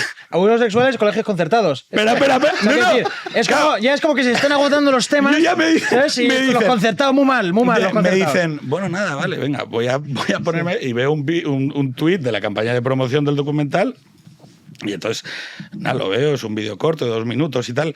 Y digo, ya verás, va a ser que, no sé, que se estuvieron follando niños o los del Opus o yo qué sé. No. Salen... Esto, perdón. No, a ver, ¿qué vas a decir? 5 mujeres. Dilo con otras palabras. Y, tío, música tenebrosa. Se ponen todas. Sí, como si hubieran sido liberadas por Boko Haram. Sí, Sí, y dicen, es que claro, no sabes lo que es minuto heroico. Madrugar a las 6 de la mañana, levantarse no le daban al snoozer. O sea, tenían que saltar de la cama y despertarse a las 6 de la mañana. Y yo pensé, Jaume Asens piensa que eso es un abuso. Es decir, o sea, que yo no voy a decir lo de Milei, ¿no? Claro, o sea, han hecho un documental sobre el abuso que supone levantarse a las 6 de la mañana. Esto puede ser que era lo de que salía una tipa diciendo que no sabía cruzar un semáforo y tal, o sea, una cosa obscena. Pero esto ocurre, a ver, bueno, evidentemente por los dineros, ¿no? Como siempre, pero además por el cambio, por el gobierno, ¿no? No, pero es que es por Vox. Sí, pero... Que es culpa vuestra. Pero aparte... O sea, pero aparte de eso... Pero tú te levantas a las 6 de la mañana. No, depende del día. De todas formas, es que es que es todo tan obsceno, mira. Miguel es más de las 8. El otro día estaba Jordi Évole haciendo una entrevista a un pollo. A Fernando Simón. A mí me dieron de comer una mierda en un colegio mayor de Opus que yo, bueno, luego pues monta un documental, estás perdiendo dinero. He pensado, minuto heroico. Llego allí, doy una chapa, me dicen, te vamos a invitar a cenar. Y digo, vale, de puta madre. Minuto heroico. Y de repente llego a un comedor de scouts con 200 chavales y me ponen 2 lonchas de lomo de mierda, de cerdo. Y claro, yo Oye, dije, mira, la austeridad hay que practicarla. Ya, tío, pero yo no soy del Opus. O sea, me levanto a las 8. Pero sí, o sea, es lo que hay. No, pero oye, Eso sí. pues fíjate, por quejarme al director, desde esa, los invitados al colegio mayor, no voy a decir el nombre, pero está en la zona de Moncloa. Ni más detalles. Se llama Ricaldo, es el director. Desde ese día, desde ese puto día, a los invitados, a las chapas que dan, los llevan a una sala anexa y les ponen croquetas, pastelitos, Oye, mira, cosas, comida no del Opus, ¿sabes? Comida de persona normal. O sea, no te invito a comer 2 lonchas de lomo frío, mierda. Pero señor, lleva hasta acá una praxis charocrática. Mira, voy a acabar con una pregunta que me tenéis que contestar muy rápido. Estás preguntando como Jordi Évole también. No. Me pasa que Jordi Évole pregunta, es que quería terminar con eso, lo que pasa es que, claro, como es imposible hablar por Pedro, Jordi Évole es que me hacen madrugar. Se ha pegado todos estos meses haciendo, lo decía un tío el otro día en Twitter, muy acertadamente, haciendo entrevistas, documentales, no sobre causas sociales, sino sobre cuestiones particulares. El otro día no sé quién era, un tío diciendo, no, es que soy alcohólico y tal. ¿Es usted alcoólico? ¿Es usted alcohólico? Y cocainómano. Es que dicen, sí. Joder, ha reconocido el alcoholismo y dices, sí. ¿y cocainómano? Sí. Y dices tú, joder, pero a ver, sí. Pero claro, pero como ya no hay problemas sociales, ¿no? No los pues hay. Hay que ir a los casos personales, hay que buscar a lo mejor el caso de alguien que está pasando un poco mal y centrar todo el domingo en él. Sí. ¿No? Ya no hay pobreza energética. Ya no hay pobreza energética, no hay... Bueno, última pregunta, ¿sí o no? ¿Estaríais a favor de volver a instaurar la mili? Buena ¿Se ha pasado el pregunta. tiempo, Fres? No. Sí, No. te va a ¿Sí? responder. ¿Sí? Sí, Vale. pero no por lo que crees, que también, sino porque creo que hay mucha gente que se le ha perimetrado en torno a su provincia. O sea, se, tú se ha estás creído, dispuesto- se ha creído que España era otra cosa. Vale, pero que a ti te dijesen ahora, venga, un año, guapo, a hacer la mili. Porque claro, esto no vale No, yo decirlo. iría voluntario, pero no lo haría obligatorio. Pero a mí me gusta, perdón, voy a Me molaría decirlo. hacer la mili, lo puedes hacer. Mi padre hizo milicias universitarias, fue caballero legionario y estuvo un año viendo África. Oye, digo, yo lo haría voluntariamente. Lo puedes Me encantaría. hacer, ¿eh? Un Erasmus de pegar que tiros. Lo puedes hacer. La Oye, nación extranjera. te meten Mira cómo hacemos que no lo oye. atún bucunero ahí en el Índico. ¡Toco! Pero Y no tanto por la vienen cuestión- negros como los que gustan a Freneda tal y Pero yo- ¡toco! O sea, no tanto por la cuestión mucho militar. rollo. No, es que no por la Canarias cuestión está- militar. A mí me gusta. Porque a mí me da igual que sea África y tal. Ya. Sí, me da Que igual. eso lo puedes hacer. ¿El qué? Esto que estás diciendo, me Que encantaría siempre poder te ir. queda la legión Puedes. extranjera de francesa. No, hombre, De todas no, formas- ¿cómo vas a servir a Francia en la No, vida? la legión tío? extranjera francesa. De todas formas, no por una cuestión militar. Yo creo que la mili sería buena porque haría convivir, como hacía con nuestros padres, a personas de Toledo, con Claro. gente de Fuenterrabía, con gente Así de es. Sí, Rosa. tiene un montón de amigos de la mili. Claro, y a mucha gente se Como le los quitarían esas scouts. tonterías. Vale, ¿Sabéis lo no, primero que haría? no, ya No, es hombre, que no. todo- Bueno, y lo de los no llegamos, testículos, que te no bajaban los. llegamos. O sea, que no, había un ¿qué médico. dices, Claro, tío? porque había Que- zonas que no, agrarias. que- Y entonces el médico tocaba y que decía: tenemos que Este cortar, señor no le han bajado los testículos. Bueno, O esto- sea, otra. Pedro, que no llegamos. Entonces hay que cortar y tenemos que dar gracias a los nuevos socios, callaros. A los nuevos socios. En este caso, Aurora de Vigo y Álvaro de Ámsterdam, expatriado. Muchas gracias. grande. ¡Bravo! Solo- De Vigo. Y pero- tú suscribías a la guerra por Vigo y la gente aquí suscribiéndose es de Vigo. ¿Te das cuenta, no? Claro. Sí. ¿Te das Hablando cuenta? de testículos. Claro, para que veas. Para que Así que veas. nada, eso y recordarles el nuevo canal que hemos puesto a su disposición para que ya se puedan suscribir. Pedro, nos vemos. Esto así como un concepto Un placer. de ya veremos Sí, un cuándo. placer. Ya veremos. No, pero ya se está muy bien. No, pero me ha gustado mucho la gente. Le digo a la gente, por favor, pongan en el cajón de comentarios quién de estos se fiarían más ustedes para ir a la guerra. A ver quién gana. A ver quién gana. Vale, si vale. el de Tecnocasa, el Ayatolá, Democristiano, El de Merkel. Casa es más de ¿Cómo de campo que las Merkel? amapolas. O sea, ya- Votadle de Merkel desde el primer día. Y hay insultos- Este, el Silent Bob. O sea, Pobre Fresneda, lo que les estáis diciendo hoy que no es verdad. No yo se ha sé que visto- no es verdad. yo no yo sé lo de sé. ninguna pena, la verdad. Yo lo sé que no. No se ha visto en cámaras, pero cuando se ha nombrado a lo peor que le ha pasado a este país, Mariano Rajoy Brey, hay quien se ha santiguado y ha besado al No, no, cielo. yo he dicho Y don no Mariano quiero- Rajoy. Y no quiero señalar al señor que viene de un funeral en Hawái. Con lo cual, a mí acusarme de la prorrusa. Fresni, semana Bueno, que viene. me han quedado muchas cosas que decir. Bueno, pero pues la entre el de siguiente. Sportium, el otro. No podía decir nada. Pero no era joder, tío. Oye, ¿queréis alguna empresa más que no nos patrocine? Ahora dinos la verdad, ¿esto venía con los teléfonos de Amena o no? No, tío, esto me lo dieron en el Leroy Merlin, tío. Venía con... Michael, querido. Sí, querido, porque se note. Es, Que se note, coño. es la nueva imagen de Tiendas Aruji después de Rebeca Duro de Este Celar. chico está muy enfadado porque ayer le llamé liberal conservador. No pasa nada, existe. No, eso no le molesta, le molesta democristiano. Pero qué Que no lo diferencia hay, alma de cántaro. ¿Qué Bueno, Pero- pues el pero próximo ¿por qué día no lo defines discutimos. tú? El próximo ¿Por qué? día. No, pero ideológicamente. Pero que otro día, coño, que no porque, por llegamos. ejemplo, has hablado de Despedimos. Ramiro de Ledesma. Este chico. No, no, perdón. Ramiro de Maez, ¿tú ves cómo no me escuchas? Bueno, pero. Oye, que no llegamos y te quedaba Rubén Arranz. Me silencia. No, silencio, sí. Como el silencio. próximo jueves vais a volver. Tú no. Pero el próximo jueves vais a volver. Tú dentro de unos cuantos. Eso, Y eso. así es. Yo cuando toque, yo cuando Claro, toque. tú ya lo dijiste. Tú Con el eres, flow. tú eres como el perfume. Yo soy un Gotitas. suceso. Eso. Yo soy un Gotitas, suceso. me encanta. Soy como Primor. O sea, algo, o sea, un suceso en tu vida. Entonces, yo aparezco, hackeo el programa, me llevo la audiencia y ya estos señores siguen haciendo. Y no, me encanta los que se enfadan como monos que, claro, dicen, pero que este señor me jode la tertulia. Yo quiero mi ración de Jano hablando de mierdas. O sea, y yo, Es que me altera. Hay Jódase, espacio para señor, todos. jódase. Ahí está. No, hombre, no, tampoco te no es verdad. Un aplauso para todos. Claro, y sobre todo los nuevos socios. Por supuesto. Eso es Aurora muy de bonito. Vigo. Y Opa. Álvaro de Ámsterdam. ¿Y el negro de Astenra? ¿Por qué viene tan racista No lo hoy? No lo sé. Tenemos que preguntárselo. Álvaro de Ámsterdam. Álvaro de No Ámsterdam. sabemos, a nosotros las razas nos da igual. Eso, somos católicos. como a Fresneda. Somos Así es, católicos. así es. Somos católicos. La Juanín, hispanidad correcto. es así. Te veo el lunes, Juanín. El lunes estamos aquí. Héctor de los Mandos también, y a todos ustedes, si así lo desean, ya veremos cuánto lo desean. Exactamente. Nosotros regresamos el próximo lunes a las 9 de la noche, aquí en Libertad, en Vigo Media. Muchísimas gracias por estar ahí.